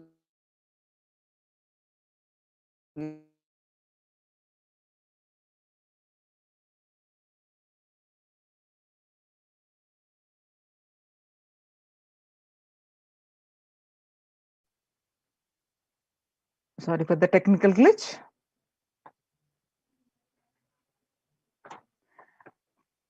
The Kailasa in Phoenix, Arizona, home to over 21 deities and with the temple structure of 2,500 square feet, Kailasa in Phoenix has been directly established by the Supreme Pontiff of Hinduism, Bhagwan Nithyananda Paramashivam, serving as an energy field of worship, meditation, and celebration for over 7 years. The Kailasa in Houston, Texas, they formally inaugurated in 2017. The Supreme Pontiff of Hinduism has declared Kailasa in Houston as the Parihara Sthala for all the Navagraha doshas. Kailasa in Toronto, Canada, inaugurated on July 2011. Kailasa in Toronto is the only Hindu temple in the West with all the 63 Naimanas and the 18 Siddhas residing as deities. The temple deities here are seated in exactly as they existentially preside in Kailasa around the Paramashiva, the primordial deity of Hinduism. Some more pictures are from Kailasa in Toronto, Canada. Active and alive. From 2011 onwards, Kailasa in Toronto has been blessed to radiate the super consciousness energy of Kailasa. This temple ecosystem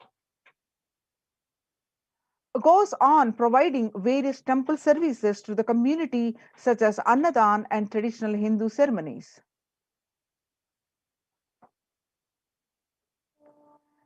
Now, let us see how the morning spiritual routine and the enlightenment ecosystem with these blessings of the Supreme Pontiff of Hinduism, how these are successfully implemented in these de facto ecosystems of Kailasa, and the participants are getting the shifts after practicing these morning spiritual routine and various other practices, the shift in their physical, mental, and overall well-being.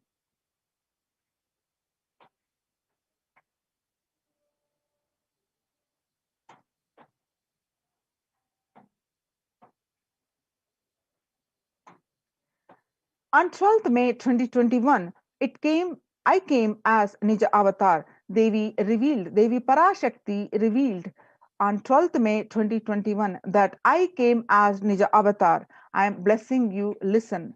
People, listen. To do good to all of you, I have taken the form of Nithyananda and came down as Nija Avatar. People of India, listen. Carefully listen. Time after time, Bharatam is Jnana Bhumi, where enlightened being comes. We cannot make Jnana Bhumi as infertile. Enlightened beings have to come. They have to live and it has to flower. Few hypocrites, because they are stuck in delusion, we cannot sacrifice the world. Cosmos cannot be destroyed. The ship I did to save Cosmos from being destroyed, that is called Adi Kailasa. The ship I did to protect beings from Pralaya is Adi Kailasa. Because of conspiracy of Drohis and enemies' rule, the captain has to leave the ship. Before 12 years, knowing the great deluge that is going to happen, all Aushadas by this Guru Purnima, that Jnana Rasavadam, Navapashana is going to flower. Allow people to come and take dip in Navapashana flower. People, whoever comes and dip in Vaidesarovar, they will not have death, they will not have corona. Crores and crores of people will come in line. Every day they will take a dip and in Ananda Lingam. On 13th May 2021, Devi continued to reveal that listen well to my words. For India, I made ship as protection. The Nithyananda Navapashana Lingam in Vaidesarovar. Go to Adi Kailasa, O Indians, listen. All those regretting losing Nithyananda Nija Avatara without confusion and without talking just as lip service go to Adi Kailasa. When the first world countries closed their borders during a massive global emergency, Kailasa has opened its door to all without exception. And the breaking news and greatest news is these systems, the Kailasas ecosystems, which are successful in implementing the COVID care protection, are now recognized by the United Nations.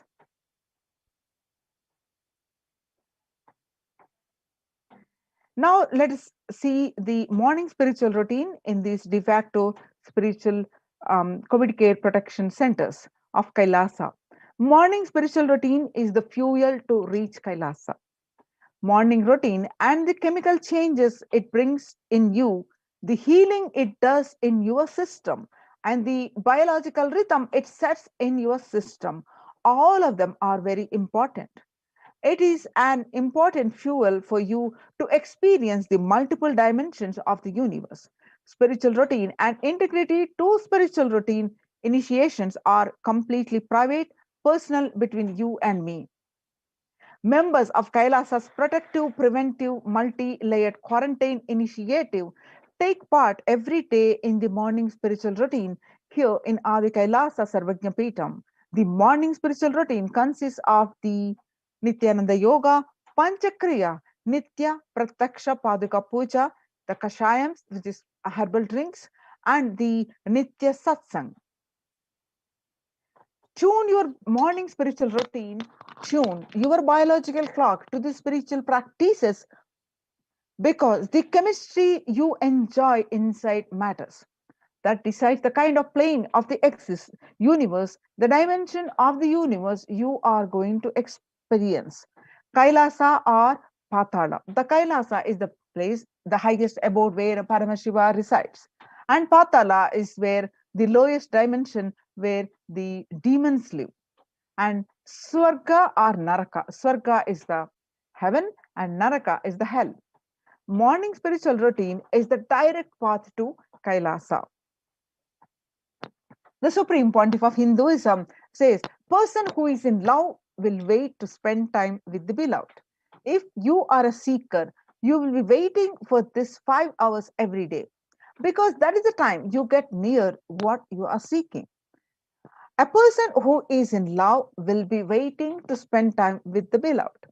A person who is seeking will be waiting to spend this 4 hours because this is the time you get closest to what you are seeking. Your seeking takes shape into the system when your beloved comes near you. If you are tired, the love is gone and dead. During the morning 4 hours, if you are bored, your seeking is dead, gone, and you need to thorough overhauling inside you. You need to ask yourself, you need to question many of your answers. You need to bring pure questioning back to your life.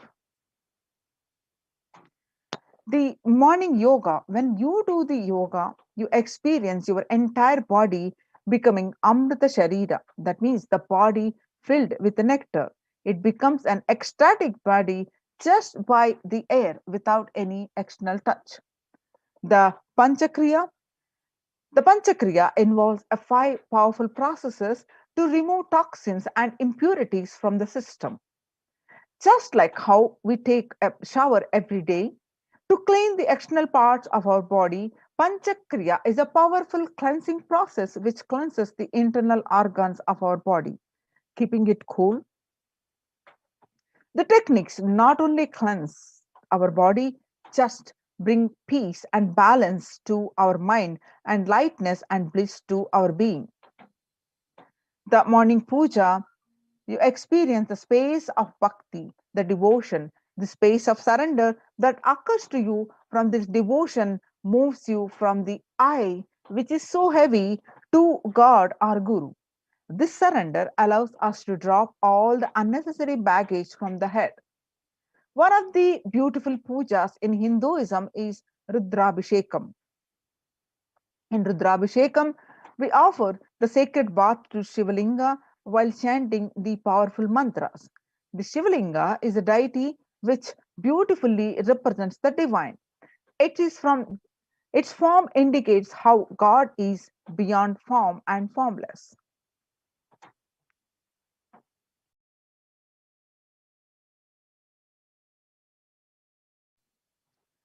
In puja, we sit down and connect with God by performing Rudrabhishekam. O Sadashiva, O God, I know you are the source of you everything. You are everything, and you are in this Shivalinga, and you are in this body. Let me connect with you. Let you let you reveal yourself to me.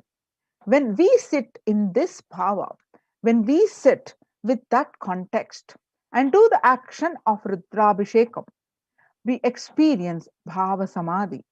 Only Bhava Samadhi can give us the higher taste and higher joy in life. Rudrabhishekam is a beautiful ritual which allows us to experience the Bhava Samadhi of Shivoham, that I am divine.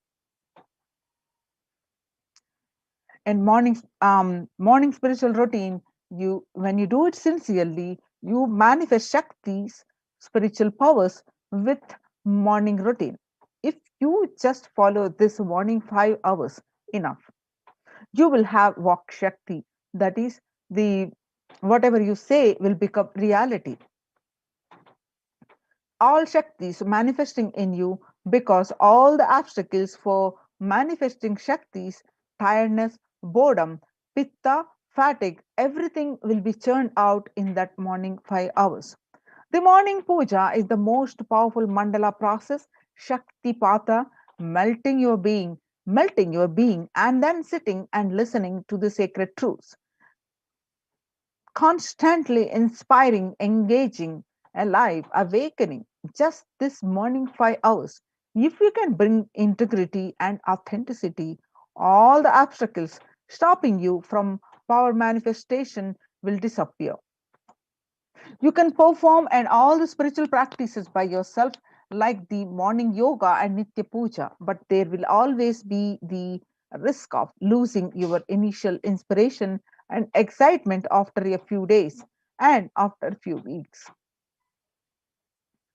Living in the enlightenment ecosystem, even if your boredom or tiredness try to pull you down, the Sangha will support you, help you by giving you the wake up call and supporting you to complete your incompletions. In Sanatana Hindu Dharma, we had at least 10,000 sampradayas, religious and spiritual traditions, keeping this enlightenment science alive. Each Hindu sampradaya is a spiritual ecosystem created for keeping enlightenment science alive. Every monastery, every adhinam, every mutt, every temple, every Veda Patashala, every Sarvajna Pita is a lineage. The sampradaya created to keep the ecosystem of spiritual enlightenment alive. Some may be Shakta, some may be Yoga, some may be Vedanta, some may be Tantra, some may be Shakta Vedanta, some may be Shaiva Tantra. Some may be Yoga Vedanta, some may be Yoga Shaiva. Some may be Vaidika Shaiva, and all kinds of permutation and combination. Each temple, each mutt, each monastery, each adhinam, each Veda Patashala, each Sannyasa Sampradaya is the spiritual ecosystems created to keep the enlightenment science alive of that Sampradaya. Join now these COVID care protection centers and save your life. Register now through the link below, https:// kailasa.org, KAILAASA, kailasa.org / Kailasa Care, KAILASA Care, CARE, Kailasa Care. So we will continue the next part of the segment and after a short break.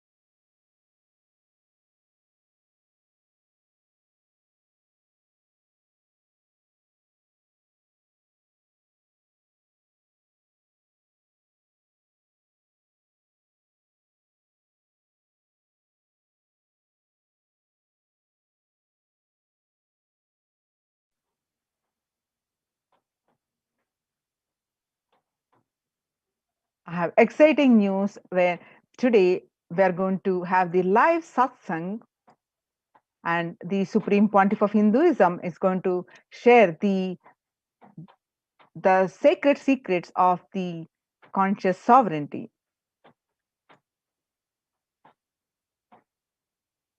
Welcome back to the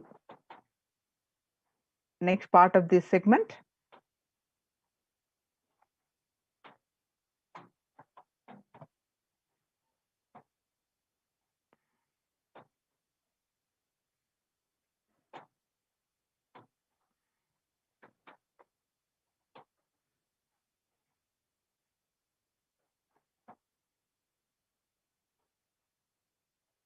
The live satsang is going to start in few minutes.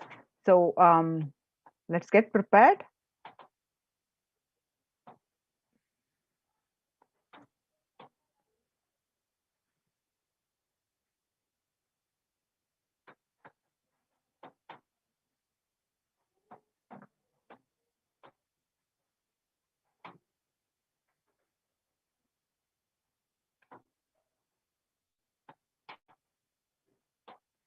I'm going to project the yes.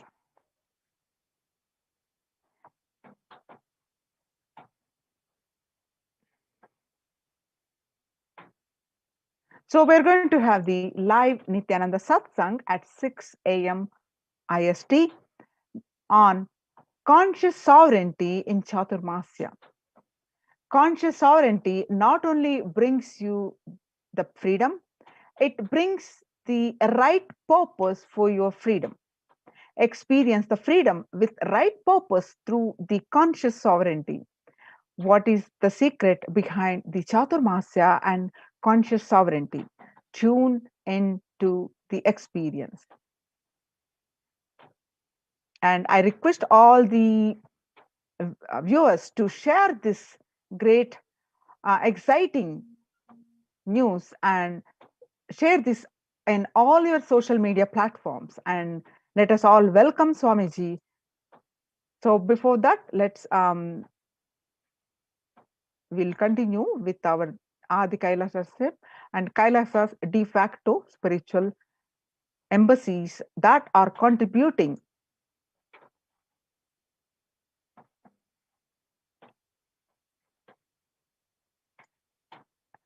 continuous annadan to these all enlightened ecosystems, which is one of the main key factor in the report published and recognizes by the United Nations. Let us understand the importance of the annadan, that is the free food service, and how successfully the Supreme Pontiff of Hinduism implemented the annadan in all the Kailasa de facto spiritual centers since more than 2 decades.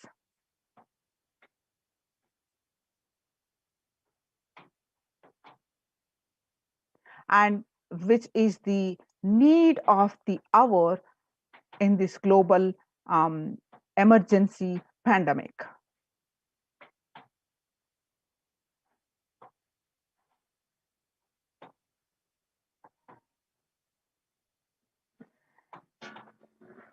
The Kailasa Department of Enlightened Civilization presents the multi-layer quarantine COVID care protection centers and the de facto embassies of Kailasa with the blessings of the Supreme Pontiff of Hinduism. Let us understand the need for the, first of all, need for this free food, the annadan, and how successfully Kailasa has served and been serving and going to serve the annadan. And if you see some of these reports, that how the pandemic creating a hunger catastrophe in India. The pandemic has led to increase in global food insecurity, affecting vulnerable households in almost every country. It has exacerbated the exciting inequalities pushing millions of people into the vicious cycles of economic stagnation, loss of livelihood, and worsening of food insecurity. The statistics says that the World Bank estimates that 71 million people will be pushed into the extreme poverty across the globe as a result of the pandemic. The World Food Program estimates that an additional 130 million people could fall into a category of food insecure over and above the 820 million who were classified as such by the 2019 State of Food Insecurity in the World report. The hunger in plain sight. COVID-19 worsened the plight of food insecurity. More than 50 million people have experienced food insecurity during the pandemic, up from 35 million in 2019, according to the Feeding America nonprofit, the nation's largest domestic hunger relief organization.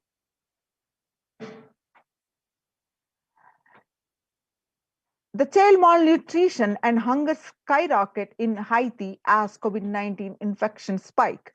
At least 86,000 children are at risk of developing the severe acute child malnutrition this year in Haiti. According to the sources connected to the United Nations Children Fund, the number of children projected to suffer from starvation this year has doubled as the impoverished, the nation continues to grapple with extraordinary political and social crises exacerbated by the pandemic. The refugees are paying the highest price in the COVID-19 pandemic. Vulnerable groups such as refugees are paying the highest price in the COVID-19 pandemic. We are seeing the alarming trends that show many refugees around the world are unable to pay the food or rent and the struggling to access healthcare and education. The price hikes in local markets and further displacement caused by campfires have pushed many families further into food insecurity. During April and May, around 30,000 refugees in the Cox's Bazar camps raised questions and concerns, with 63% seeking services, including urgent food relief and shelter. Just over one third, that is 37%, requested health or medical care. The famine risk spikes and amidst conflict and COVID-19 funding gaps. The number of people treating on the brink of famine has risen from 34 million projected at the beginning of the year to 41 million projected as of June. Without immediate emergency food assistance, they too face starvation, as the slightest shock will push them over the cliff into famine conditions. The World Bank releases a report, an analysis of the rising food insecurity rates in response to the COVID-19 pandemic. This report, released on May 20th, 2021, stated that COVID-19 impacts have led to severe to widespread increases in global food insecurity, affecting vulnerable households in almost every country, with impact expected to continue through 2021 and to 2022. It has also stated that the global food prices increased significantly by 38% since January 2020.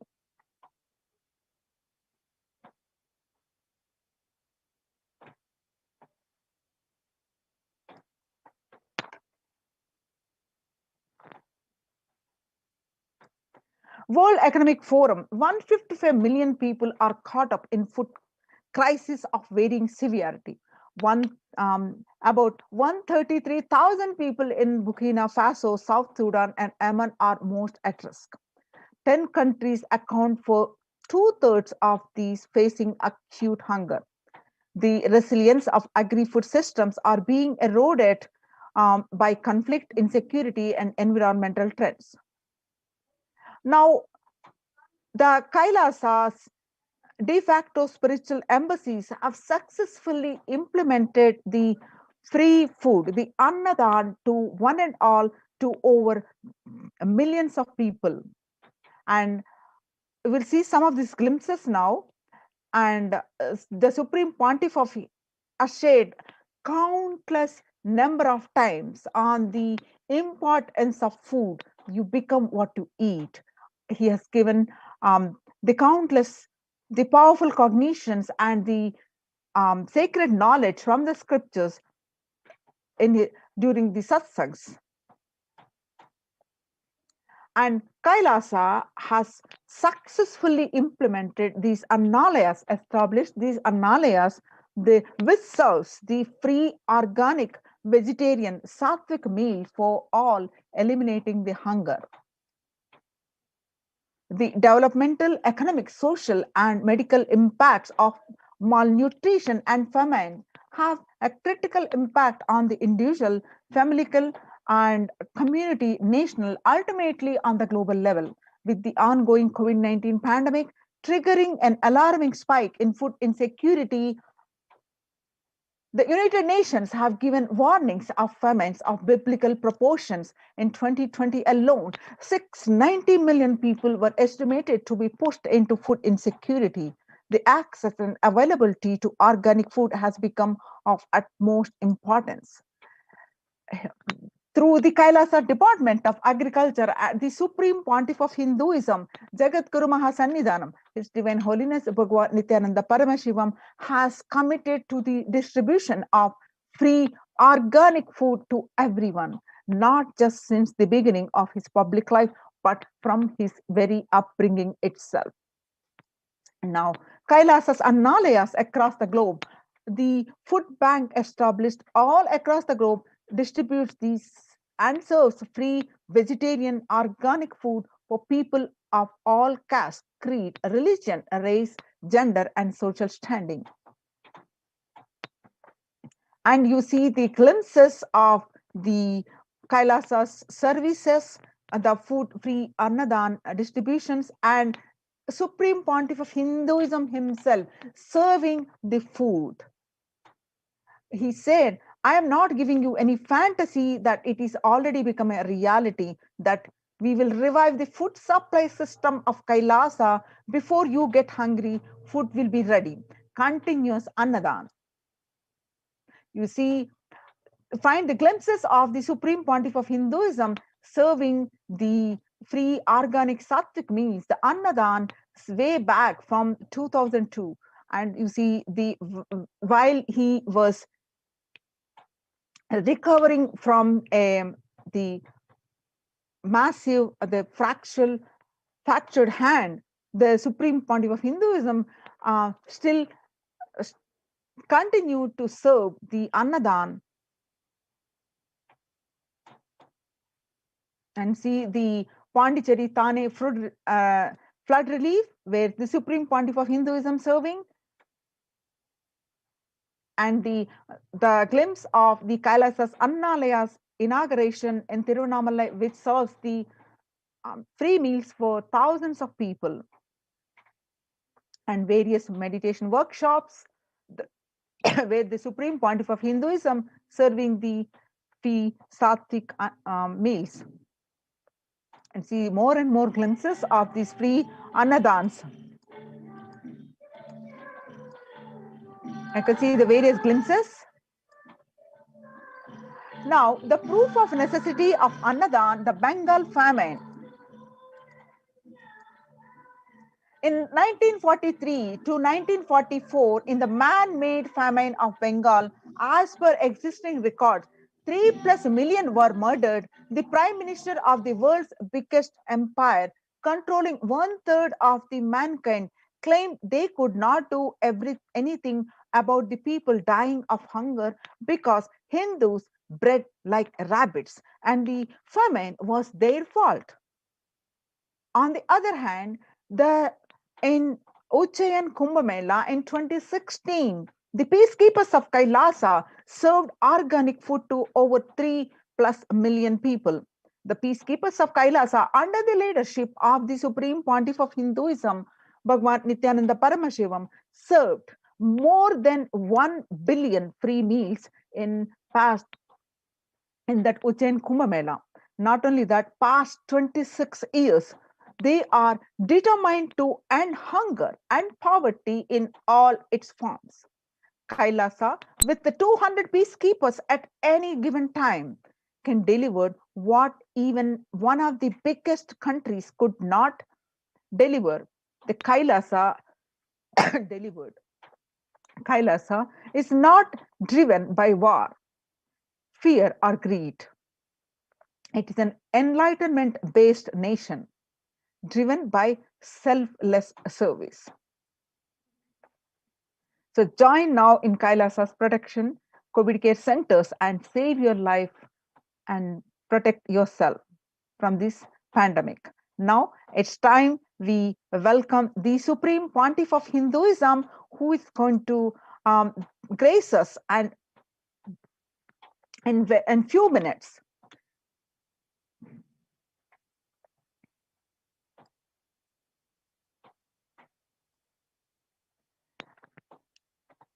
The Supreme Pontiff of Hinduism is going to grace us and bless us with the live satsang.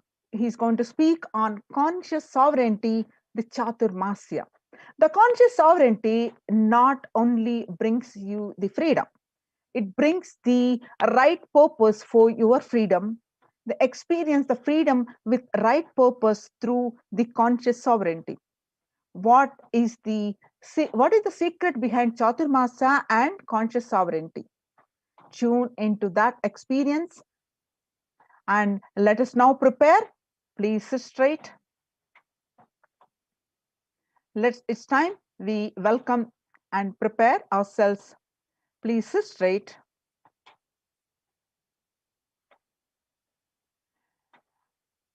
Connect with the Supreme Pontiff of Hinduism. Have a deep, strong feeling connection and sit with the deep space of gratitude. Intensely connect with him and start chanting the Mahavakya. Om Nithyananda Paramashivoham. Om Nithyananda Paramashivoham. Om Nithyananda Paramashivoham. Chant the Mahavakya. Continue to chant the Mahavakya. Sit with the deep space of gratitude to receive the Supreme Pontiff of Hinduism.